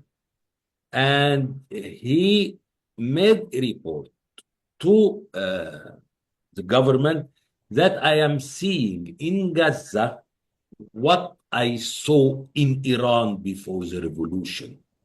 Take care. This phenomenon of Islamization, Islamism in Gaza. But at this point, of course, I think the Israeli government at this point they were totally stupid and idiot. All that what they thought about that this Hamas will be another force against the PLO and they can start a fight together and leave us in peace. Blah blah blah. No no no no no no. But I believe that the Israeli got the lesson, and there will be no more Hamas, and of course there will be no more tunnel, because this tunnel was mainly a business for Hamas. They got a hell of money. I know people, not just the tunnel, by the way, even the cross. There was you know, if you want to come to Egypt, you have to submit your name and wait your turn to cross to Egypt. Mhm. Maybe your turn is after 3 months, 4 months, but you don't want to wait all this. You can pay between $10,000, $15,000, depend on your situation. You are going. They made even the bribe. It has criteria. If you are going to study, a price. If you are going to tourism, a price. If you are going to for medical care, a price. So this way, your name, instead of being number 540, you will be number 10. So with the first open of the crossing, you will pass. So it was big business for Hamas. The tunnel and the crossing and everything. I hope in the next day, when Hamas is finished, all this stuff will end and will be like normal crossing, which was before the Hamas coup in Gaza. You remember all Hamas didn't come into power by election, first election, but the other second step was a coup against Fatah, and they killed Fatah people. We saw the video. They were throwing them from the building. They were dragging them in the streets. They touched their leg in cars or motorcycle, and they drag them in the street. It was horrible. So I hope Hamas will end, and then all this story of tunnels and the crossing and this dictatorship and aggression against Gazan people. I saw videos from Gaza, and I know people from Gaza. No, it was very bad. And actually, I'm afraid of this ceasefire, even if it stands for a week, because there is opposition of Hamas in Gaza who spoke out those years. Maybe there will be in danger during this week, even if this For sure. fire they will be in danger. That's it. Thank you. All right. Thank you so much, Mohamed. Mohand, you're next.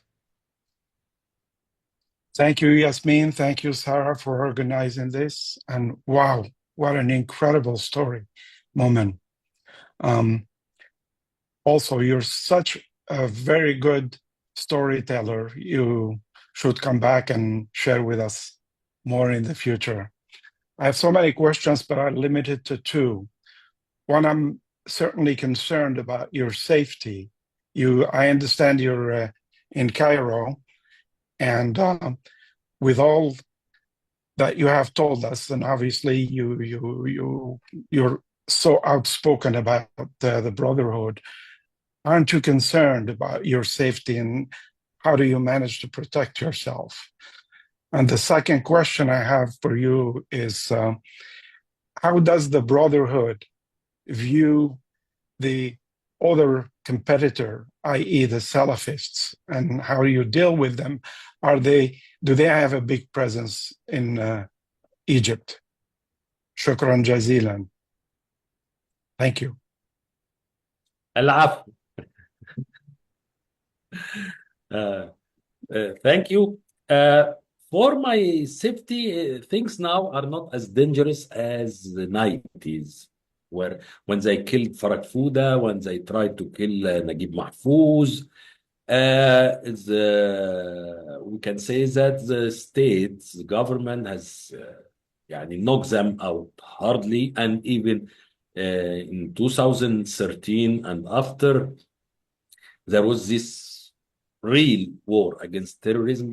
So now they're very weak. And, as Yasmin said, when they are weak, they don't like to use violence.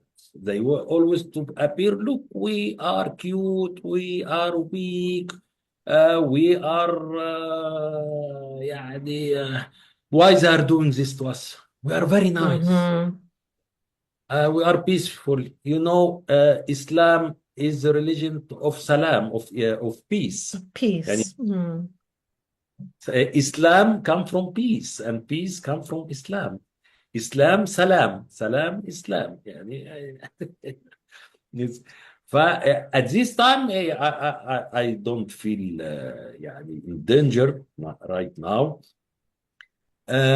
As for Muslim Brotherhood and the other Islamic component, as we say, they are all together, they are all okay with each other as long as there is a common enemy. And I even said that in 2011 to my Christian friends. They were afraid, of course, with the rise of the Muslim Brotherhood. I told them, calm down. As long as I am in Egypt and safe, you are safe. Because they will come to me first before you. They will go to atheist and secular Muslim before going to Christian or Jews. Those Ahlu Dhimma, they can pay and sit quietly, don't open their mouths, and okay. But for us, no, they will start with us. So once you see me in jail or see me fleeing the country, you have to after me directly. So when there is no such common enemy, they start to fight. As I said, Salafis see themselves that they have the real good religion. This theology, Islamic theology, there is a division between them, even inside the Sunni. I'm not talking about Shi'at, I'm not talking about Ibadi, Durs, Alawi, all this stuff. Inside Sunni, you have Ash'ara. This is a school in theology, Islamic theology. There is Salafis and there is Matridi. And those Salafis who are theologic Salafis, they are against the Ash'ari, who are mainly those Sheikh of Al-Azhar. And they see some Muslim Brotherhood as Ash'ari also. So there is this problem with them. And the Muslim Brotherhood look to Salafis as a bunch of idiots who don't know how to play, how to manipulate, blah, blah, blah, and they want to say everything straight. That's why many times I say I love Salafis. Salafis, they don't manipulate, they don't go around, they go directly. What you will do with non-Muslim, they will pay jizya. I don't know how to jizya. It's basically a tax on non-Muslim people so that they they're basically second-class citizens within an Islamic regime. Exactly. The Muslim Brotherhood or the moderate Islamists, I will tell you, Mhm. blah, blah, and you trying to avoid to answer. But the Salafis will go directly. Muslim Brotherhood consider this straightforward behavior of the Salafi as stupidity. And also, they always deal with Salafis as the agent of the state. They are agent of police. They are working for the security, and they will inform about any Islamist who do anything or say something. That's the situation between them. That's why I said once we secular or non-Muslim disappear, they kill each other at once. At once. Because why? Because everyone want to be the leader. Every group wants to be on the head. That's why how come, this is a question, how come you want to unify Muslim, as I say, from Tanga to Jakarta, Tanja in Morocco to Jakarta in Indonesia. They said like that. From Tanga to Jakarta, from Ghana in the South Ghana in Africa to Ferghana. I think Ferghana is in Uzbekistan or Kazakhstan, something like that. It's like from east to west and from north to south. How come you want to unify all those countries and you can't unify yourself, Muslim Brotherhood and Salafis and Hizb ut-Tahrir and jihadist and التوقف والتبين and يعني all I can maybe I can't count them. You can count like 100 of Islamic organization. Mhm. That's it. That's the good news. Is that they have this idea of the Muslim Ummah and all of us together, we're so powerful. About what are you talking about? All you ever do is just fight each other and kill each other, and there's none, it's all a figment of their imagination. Yeah. Before the next question, I have to say, they said, okay, what is the problem to have a Malaysian man, or not a woman, of course. By the way, the sister division inside Muslim Brotherhood is headed by a man, not by a woman. Wow. Yeah, yes. And he communicate with the sisters through his wife. Why don't you wife the head of the division? No, must be a man. Of course.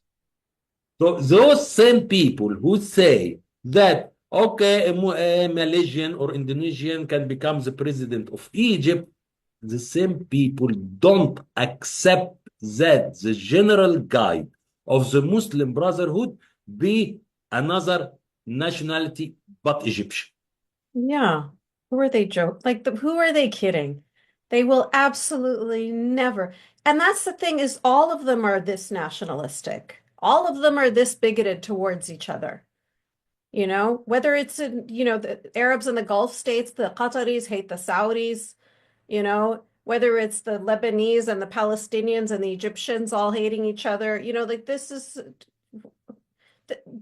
my family to this day, because my father is from Gaza, my sister's children, their children, like we're talking like third generation now. If one of those kids do something wrong, my family will say, Dem Filistini. It's the Palestinian blood. Okay. So that's how they think of other ethnicities that are like right next door and probably share like the exact same DNA. That's how they treat each other. So there's no way that they would accept a Malaysian or a Pakistani or an Indonesian. None of these people are considered even, legitimate Muslims as far as they're concerned. I tell you this يعني when Hassan al-Hudaybi, the second general guide of the Muslim Brotherhood uh, after Hassan al-Banna, was captured and he was put in jail, and there is no way, as long as Nasser alive, he won't. The Muslim Brotherhood, the international organization, said, okay, let's elect a general guide, not Egyptian, and they were يعني talking about someone Syrian. I don't remember Mustafa Sibai or Isam al-Attar, because the general guide is in jail and we don't expect that will come out. So let's find someone not Egyptian, away from Nasser, away from the Islamic Egyptian security. They refused. Mhm. They Egyptian. And even now that Muhammad Badi, as a general guide, is in prison, let's get another one. And they even they suggest that the headquarters of the Muslim Brotherhood be moved from Cairo to Lebanon at this time, late 60s. Mm. They refused. It's Egypt, and the general guide is Egyptian. So why you are talking about to us about another nationality become our president? Do it to yourself. Exactly. Mhm. Yeah. All right. Thank you. Thank you, Mohamed. You're pulling back all the curtains today. This is fantastic. Mars, you're next.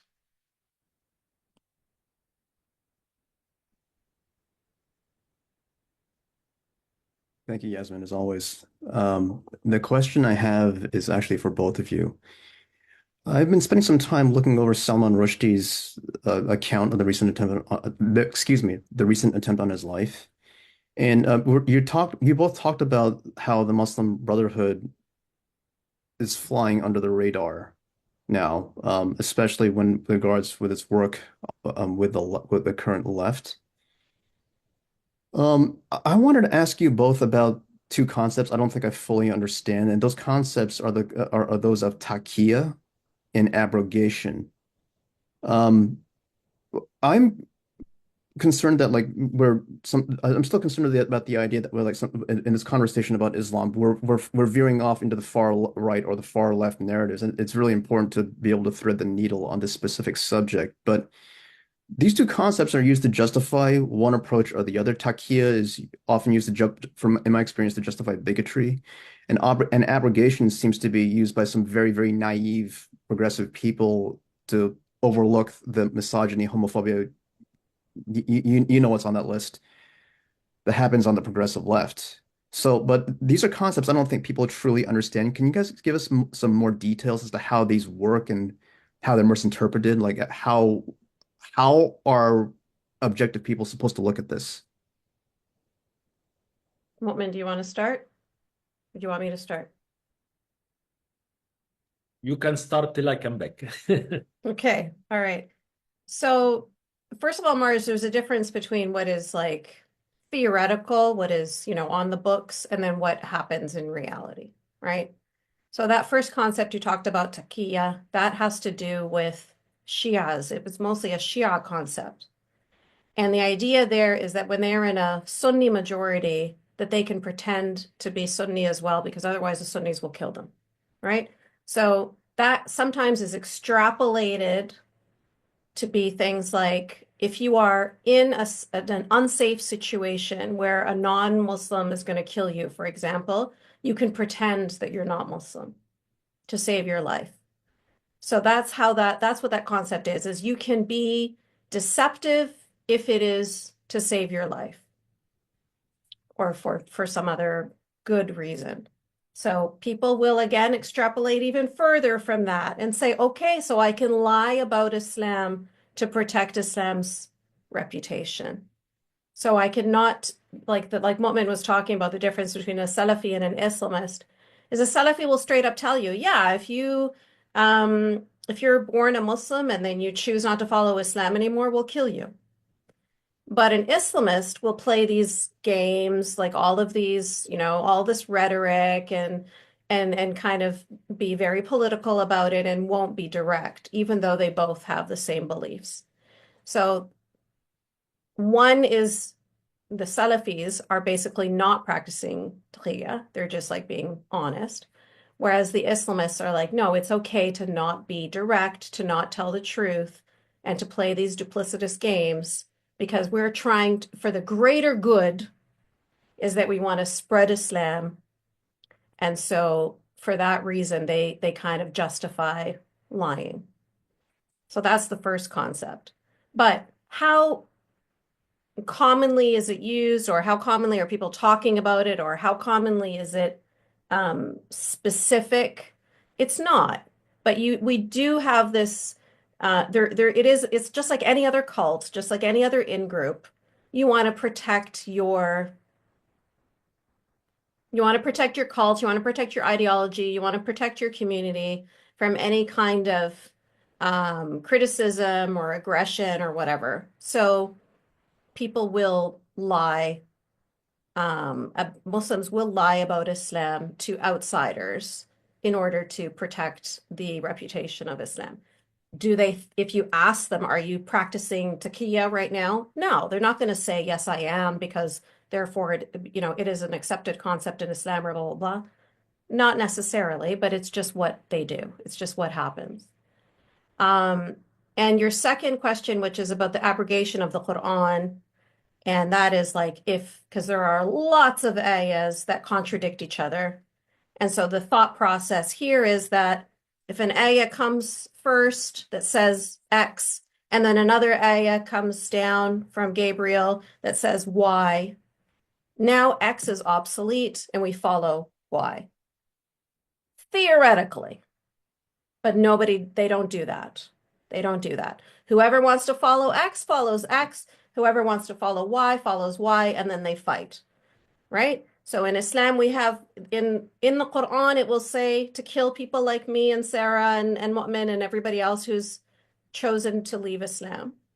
But there's also an ayah that says there is no compulsion in religion, right? But they'll argue about it. They'll say, oh, no, no, no, no, that was just in this particular circumstance at this particular time. Same thing about killing the Jews, right? Some of them will say, oh, okay, so we have to kill the Jews. And others will say, no, no, no, no, no, that was in this particular battle during this particular time. You know what I mean? So because there's so many contradictions, they're continuing to constantly disagree with each other. There has not been a full agreement that all of the ayahs that contradict, that all of the, the earlier ayahs that contradict later ayahs, that we're only going to follow the later ones. No, there's no 100% agreement that everybody is going to do that. And the other thing here too that I have to tell you, which is related to our whole conversation with Mu'min, is when the Quran was first being released, when it was first being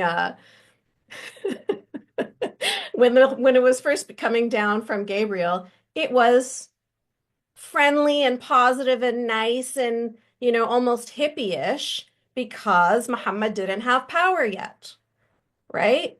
And so he was trying to get, oh, Arabs, we should all unite. Oh, let's all be friends. Let's all da da da. And then as soon as he had power, what did he do? He broke all of the idols that belonged to all of the other Arabs. And he's like, it's Islam, it's Allah, and the rest of you are going to be killed.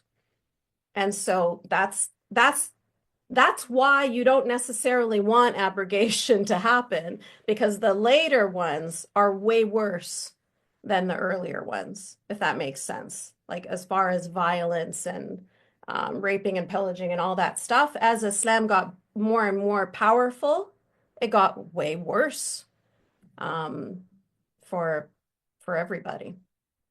And you can see that with his wives too. The difference between Khadija and Aisha, for example, right? It's so clear that it just gets it's just devolving and getting worse and worse and worse over time. That's the event that Salman Rushdie based the Satanic Verses on, if I'm not mistaken. Wow. Yeah. Okay. Well, thank you. Yeah, no worries. Mu'min, did you want to add to that? Yes, there is also in Sunnah beside Takia and Mudara. يعني Takia is more Shiite name. There is in Sunni name Mudara. It's same actually. And there is Ta'rid. What is Ta'rid? Ta'rid that if you, I'll tell you something, it's not a lie, but it's not true also. I give an example. When I was in the Muslim Brotherhood, my mom was objecting that and fighting with me all the time because I go out, I meet, blah, blah, blah. So what they told me, when your mom asks you, where are you going? Don't say, because I am Muslim, good Muslim, I shouldn't lie. I tell him, I'm going to this mosque to meet with the Muslim Brotherhood, blah, blah, blah. No, tell your mother that you are going to a movie with your friend. For me, this is a lie. But what to do not to make it a lie? When you go to the mosque, pass by a movie theater. Don't get in, of course, it's haram. But you pass by the movie theater. That's this way. You didn't lie because you went to this. In Egypt, we call the movie theater cinema, like the French name. I say, where are you going, Moment? I'm going to the cinema. Okay, I go, pass by the cinema, and then go. This is ta'rid. It's like when I come to you, if you are asking me, I'm Muslim, and you want to study Islam, and I want to tell you how Islam is great, you ask, what is the Islamic vision to Jew? Jew, they're our brother. You know, أهل الكتاب. Ahlul Kitab, you know that there used to be a Jews in Medina, a Jewish man that threw his garbage on the door of the Prophet. And one day the Prophet came out and didn't find this garbage. He asked, where is the garbage? They told him that the Jewish man is sick. That's why he didn't throw his garbage in front of your door. So the Prophet, and you should cry, of course, went to visit this Jewish guy to make sure he's fine. The Jewish man saw him, he cried, and he converted to Islam. Yeah, see, I will tell you this story, but I won't tell you that Muhammad kicked the three Jewish tribe. The one was kicked with their money and weapon, Bani Qaynuqa, and then Bani Nadir were kicked out of Medina without their money nor their weapon. The third, Bani Qurayza, were slaughtered. All male above 15 were slaughtered, and women and children became slaves. And there is the town of Khaybar, the same. I will tell you the story of the garbage, but I won't tell you the story of the three tribes and the Khaybar. This is Ta'rid. Tell you something. I'm not lying, because for them the story of garbage happened. But I don't tell you the whole story. I don't give you the whole picture. I give you only the part. You were mentioning Salman Rushdie and the satanic verses. By the way, this story inside the book of interpretation of Quran, Ibn Kathir and Tabari, also they talk about this satanic verse. The story, I don't know if you know it or not, that's the Satan, because there is a verse in Quran say وما يلقي عليك الشيطان من آية ننسخها أو يعني that this Satan, the devil, come and put verses on your tongue to put it in Quran, but God طبعا of course protect Quran, so he tell him to eliminate it. This story is in Islamic books, but when Salman Rushdie bring it out and turn it into a novel, he became kafir, and Khomeini decide to kill him and blah, blah, blah, blah. Where is the... He is telling you what is in your book. No. Last thing about the contradiction between verses in Quran, I have to mention here the verse of sword, ayat sayf. That's the name. I'm not inventing this name. This is the name in the books, Islamic books, the verse of sword. What is the verse of sword? It's the verse number 5 in Surah At-Tawbah, but I don't remember it. It's number 5 in Surah At-Tawbah. This verse for them has cancelled or eliminated about 120 verse of peace and good relation with non-Muslim and blah, blah, blah. This verse says that to fight all the non-Muslim, all non-Muslim. You can even search it. The verse in English, the verse of sword, ayat sayf. This cancelled all the some people say 100 verse, some say 80, some say 150. I always take the number in the middle with 120 verses of peace and good relation with non-Muslim, blah, blah, blah, that this verse of sword has cancelled, eliminated all these verses. And of course, like Yasmin said, some people don't believe in that, like Qaradawi. That's why he's moderate. What he say? No, we will implement the verse on depend on the situation. I want Mars to join Islam. I will give you all the verses of peace and good relation. Once you join Islam, it's time for jihad now, Mars. Now it's time to fight. So when there is, and this is, by the way, one of the things that brought out international relation in Islam. There is the verses of peace and there is the verses of war. And we implement every verse in its place and its condition and its situation. That's it. Mhm. Thank you. Depending on what's best for them at that point. Yeah.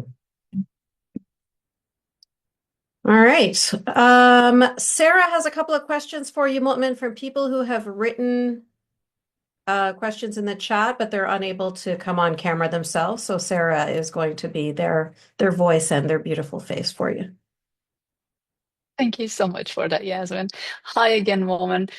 I love your stories from me, not from the audience. I know they love it too, but you are such an amazing storyteller. Like I should be triggered for so many of these things, and I'm not, and I love that. So thank you so much. So the first question is, somebody asked, you described really well your experience as a teenager. Thank you. What is the solution to protect young people from falling victim to the cult or any cults? For that matter, I wonder about programs in schools, educating children on how cults work, how it can happen to anyone, and how they can protect themselves. What are your thoughts? I always believe in critical or critic think. يعني people or teach the young people how to think, how to criticize what they're reading. And by the way, now we have internet. People of my age, we suffered to find the information. Now by يعني typing few words, you can know everything about the subject you are searching. For us, it was big problem, and that's why even I have this episode how technology destroyed Islamists. Because before, when I come and tell you, by the way, Muhammad married Aisha when she was 9. Liar, because Muslim they have this, idea, this like something very pure and very nice. They don't believe. No, no, no. Muhammad didn't marry the child 9 years old. to get it for him, it was big deal, and to go through books, you know, the Islamic books, it's like 20 volume, every volume is 1,000 page, big problem. Now on internet, you can get him, he can search for anything. So, but how to analyze, how to critique this, how to think about it, how to get different point of view, not just one. We are now in a situation, I tell you, I have this gold ring, okay? Before it was something normal till the 70s. But after that, everyone came, haram, haram, haram, haram, gold for man, haram, gold for man, haram. Now, once a guy thought, this ring, yes, it's gold. It's haram. No, it's not haram. You can go to this book, Fiqh Sunnah, for Sheikh Sayyid Sabiq. And by the way, Sheikh Sayyid Sabiq, he was a Muslim Brotherhood. And you will see, I determined for him where to go, and you will see that it's not haram. He got mad. Who is this Sabiq? Oh, they don't even know about religion. I always tell you, you are defending something you don't know about it. You don't, even you don't know who said this or who said this, or what is the difference between all the schools, all the idea, all the opinions. They don't know nothing. That's why it's always here. How to think, how to read, how to criticize what they're reading, how to check different point of view, not just one. Okay. Thank you. Thank you for that. Now, the second question is, how do you feel about Israel and Zionism now? And are your feelings widely shared or exceptional in Egypt? And for me, I have this article, I wrote it a long time ago, how I moved from the war of the camp of war to the camp of peace. And how I developed this, that I am totally with peace, totally with normalization, totally to have normal relation with Israel. Everything is based on the benefits of Egypt and about the national security of Egypt. For me, Israel is like any other country in the world. If there is mutual interest, okay, there is some issues regarding national security, we can sit and talk and solve it peacefully, like what happened between Europe and USA, between Germany and Italy. For me, Israel, it's another country. That's all. I am against war, against anything. For the public opinion, in Egypt, I can tell you this. The majority, the vast majority is against war. Egyptians are not ready to go into war again, especially to liberate Palestine or Al-Aqsa or Quds or this stuff. No. No Egyptian will sacrifice his son, his daughter for the war for Palestine. This is finished. Finished. What you can see in social media is the loud voice of Islamists and leftists. Just about war. Okay. I for myself, I wish that one day our government say, okay, people who want to go to war and liberate Palestine, we are sending buses. Okay, there is buses in Tahrir Square. Be waiting Friday morning at 10 o'clock. All those who want to go and liberate Palestine and fight, come. Maximum you will have 2 buses of 100 people, maximum. All by those thousands you see on internet, on X, on social media, war. They will disappear. They will vanish. It's just this. يعني, sometimes we say about ourselves يعني, that we are big mouth. يعني, It's talk, the but we don't have. same thing here. Same thing here, Mu'min. All of them are running around in the streets screaming, free, free Palestine. They would never do anything for Palestine. They could give less of a shit about Palestine. It's just posturing.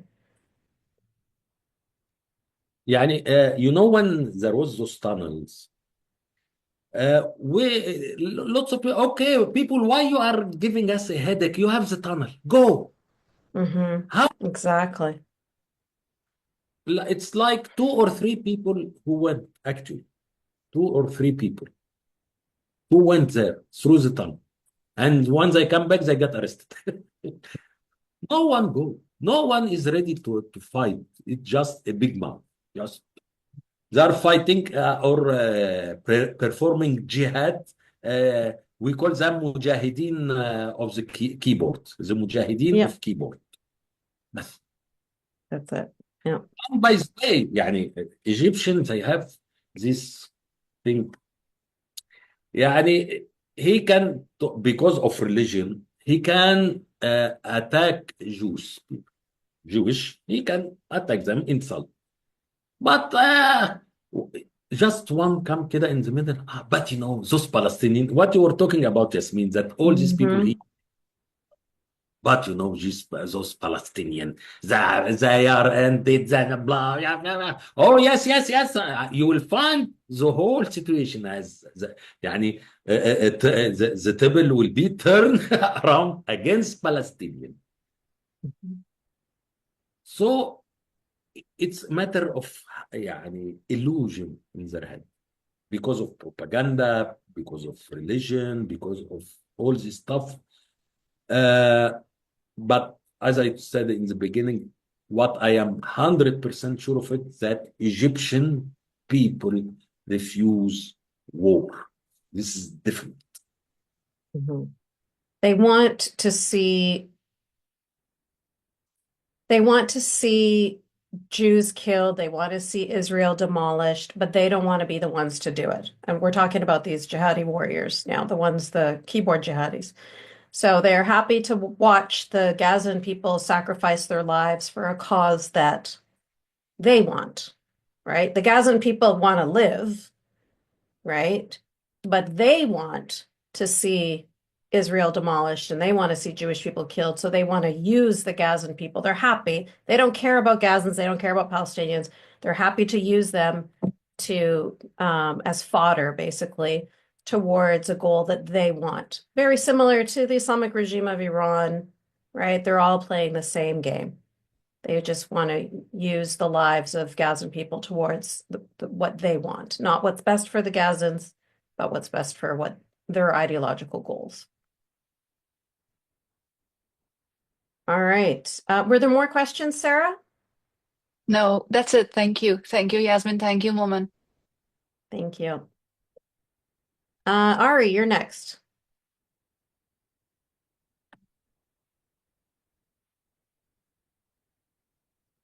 Hi, Momin. I read your piece on Egypt and Israel, and you had written it in 2017. And I was wondering how things have changed since then, and particularly since October 7th in Egypt. You outlined that there were several problems um, to having real, genuine peace there. And I was wondering, have things changed since you wrote that? And my second question is, of the Egyptian populace, particularly of Muslims there, what percentage of them genuinely want real peace with Israel?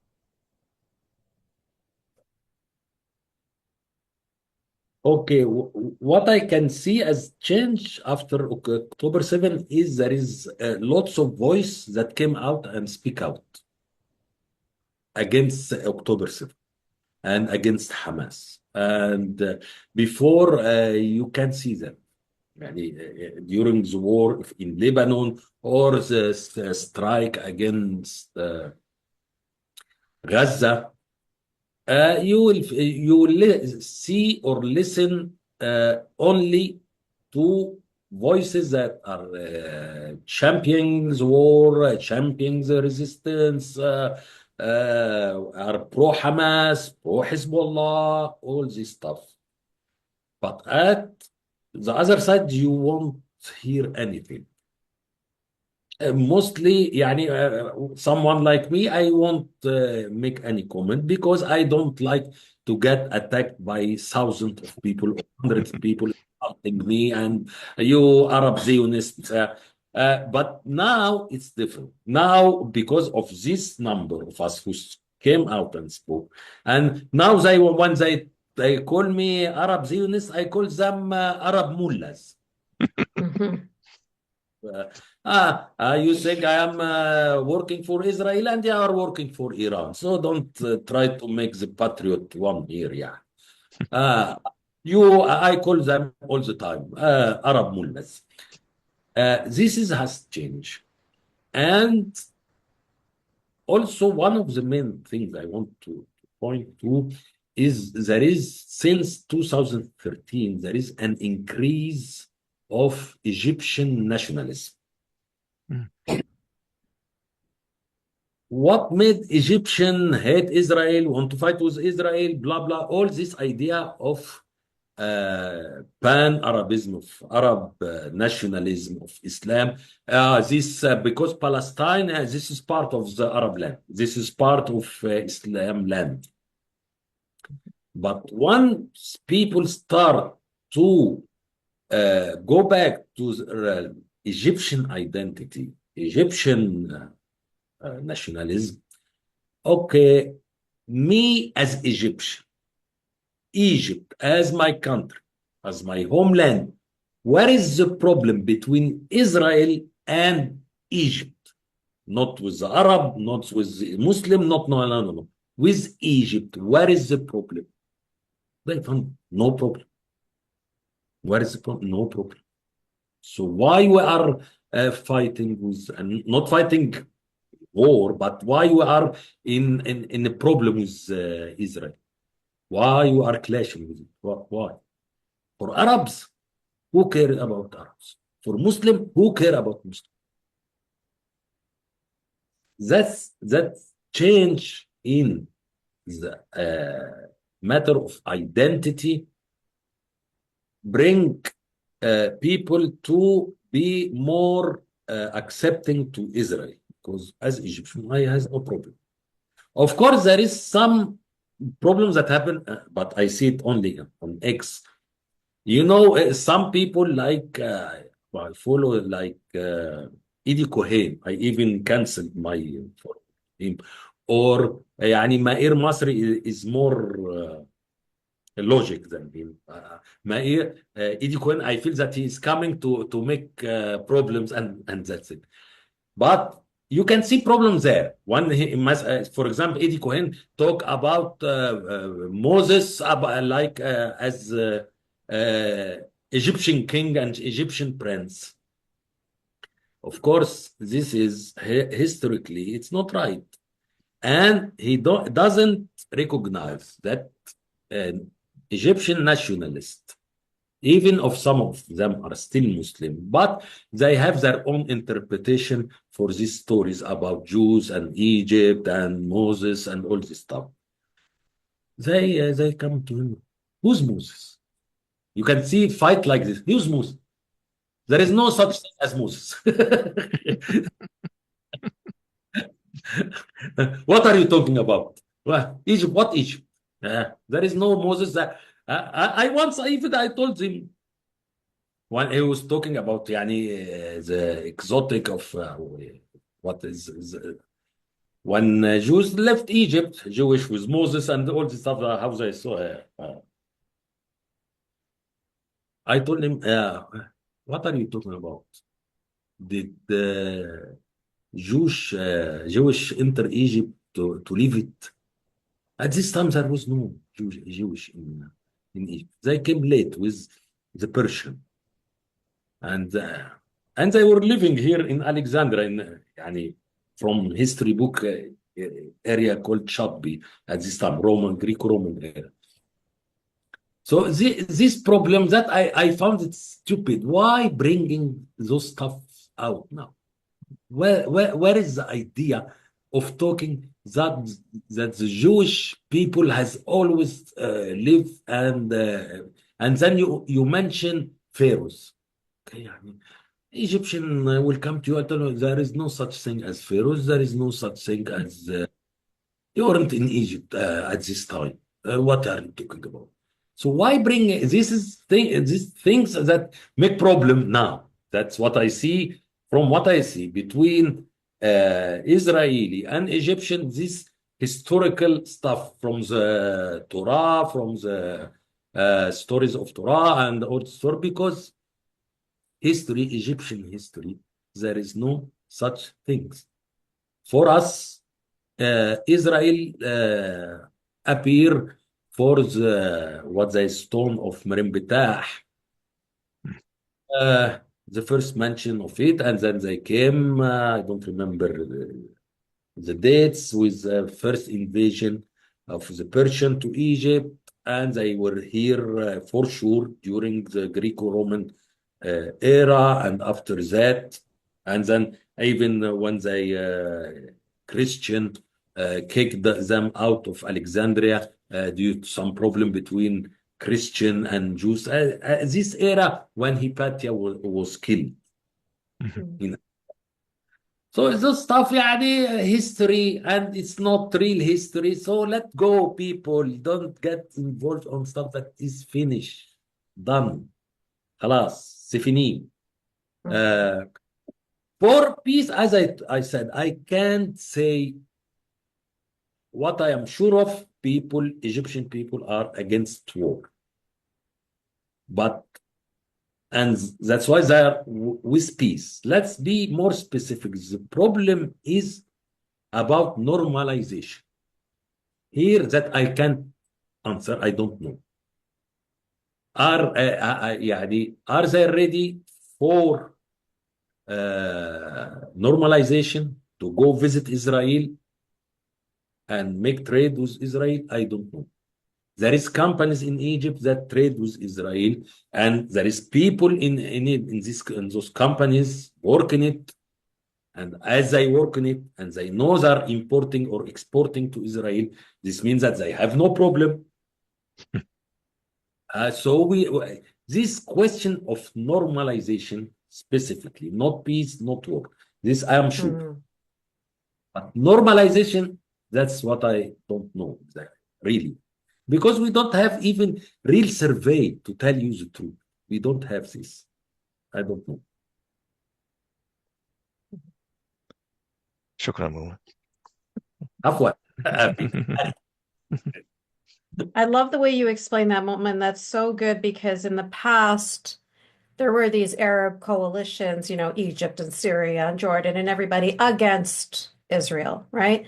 And so when this was happening, this, genocide, supposed quote unquote genocide happening in Gaza, and they're screaming like, "Oh, help us, help us." Where are the Arabs? They didn't come. The Egyptians didn't come. The Lebanese didn't come. The Jordanians didn't come. The Syrians, nobody came because they are tired of it. No, and this pan-Arabist idea is not nearly as popular now as it was back then. Now everybody's interested in what is best for them individually. Each individual nation is looking out for what is best for them. And I think what's really important to remember here too is when Israel was being attacked by Iran, the Saudis and the Jordanians were helping Israel, right? And they were shooting down those missiles as well. So sometimes we can get caught up in the hateful rhetoric that we see happening on social media, which is true. There is a lot of hateful rhetoric. There is a lot of anti-Semitism. It's all very true. But when the rubber hits the road at the end of the day, when we're talking about like what's actually happening, normalization, it is moving in that direction. So Egypt is in political peace with Israel, as is Jordan, as are so many other countries. in the Middle East. Obviously, the Abraham Accords have really helped so much in that direction. We're seeing with Saudi Arabia, I think will be soon becoming just like the UAE. And so things are moving in the right direction slowly but surely. And at the end of the day, all of these screaming, hateful nut jobs are not the ones that are moving the needle, right? The tail is not wagging the dog here. So we can at least find some solace in that. All right, Mutman, I have taken up a lot of your time. All of us have been just hanging on your every word. So many people have talked about what a good storyteller you are. This was the best interview I've ever done because I just got to sit back and listen. So, so I really appreciate it. But before I let you go today, I just want to make sure that you've said everything that you wanted to say, that there are no words of advice for us. Maybe you can tell us where we can listen to your podcast. Do you ever podcast in English or is it always in Arabic? It's always in Arabic because actually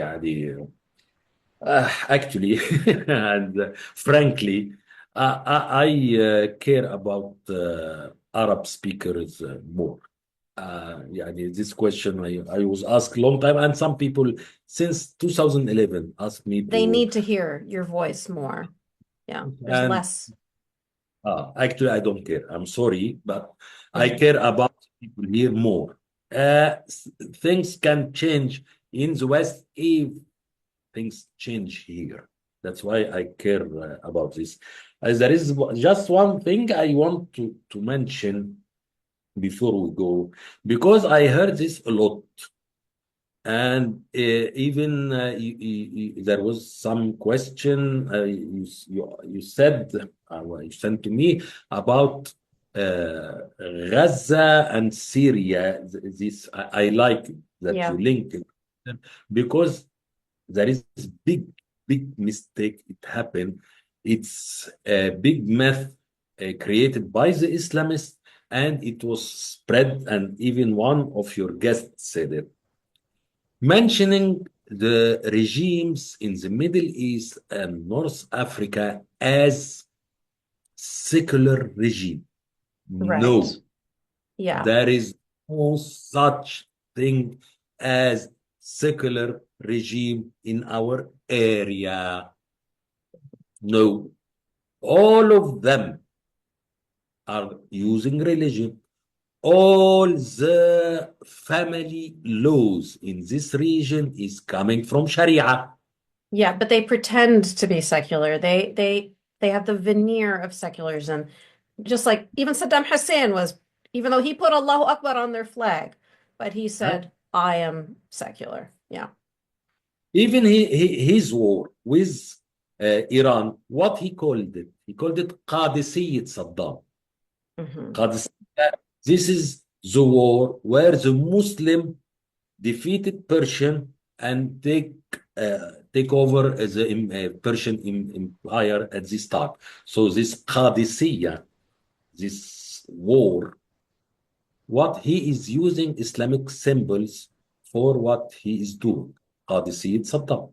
And even he produced a movie about Qadisiyya made by Izzat al-Alayli and Suad Hosni and for his Qadisiyya. Mhm. Thank you. Yeah. No, that's a very good point. It's all a veneer. It's not true secularism. It's the Muslim world hasn't seen that yet. The Middle East and North Africa is still one day. Let's start with Iran. This is what I'm always advocating here. Let's start. It all started with Iran, and now it's all going to have to end starting with Iran. And I think then after that, the rest will fall like dominoes. That's my prediction. All right. Thank you so much, Mutmin. I really appreciate it. I will definitely have to have you back. In fact, maybe I'll have you and Ines back at the same time, and then I can just totally sit back and watch the two of you can tell us all of your stories. But it's been so amazing. Thank you. Thank you so much. I really appreciate it. I learned so much from you, as did everybody else here. There were so many comments talking about how they learned so much more from this podcast than they ever have from any of my podcasts in the past. So thank you. Thank you so much for being patient with us. and explaining everything to us, so clearly. We really appreciate your time. Thank you. Thanks a lot. And thanks, Sarah, for the. Always. And thank you all for joining us. Take care, everyone. Have a great weekend. Bye. After hearing all that, you might be left wondering, what can I do? How can I help? Well, this is why I created a nonprofit called Free Hearts, Free Minds. We are the only organization dedicated exclusively to helping these free thinkers. We empower them with our programs and supportive community, lifting them up so they can heal, speak out, and begin to make positive changes, not just in their own lives, but within the broader community around them. If this is a cause that resonates with you and you want to make a difference, one way to do that is by donating to Free Hearts, Free Minds. Because not enough people care about this cause, we need people like you to help fuel this change. You can donate via our website, freeheartsfreeminds.com. Thank you. Every dollar you donate makes a difference.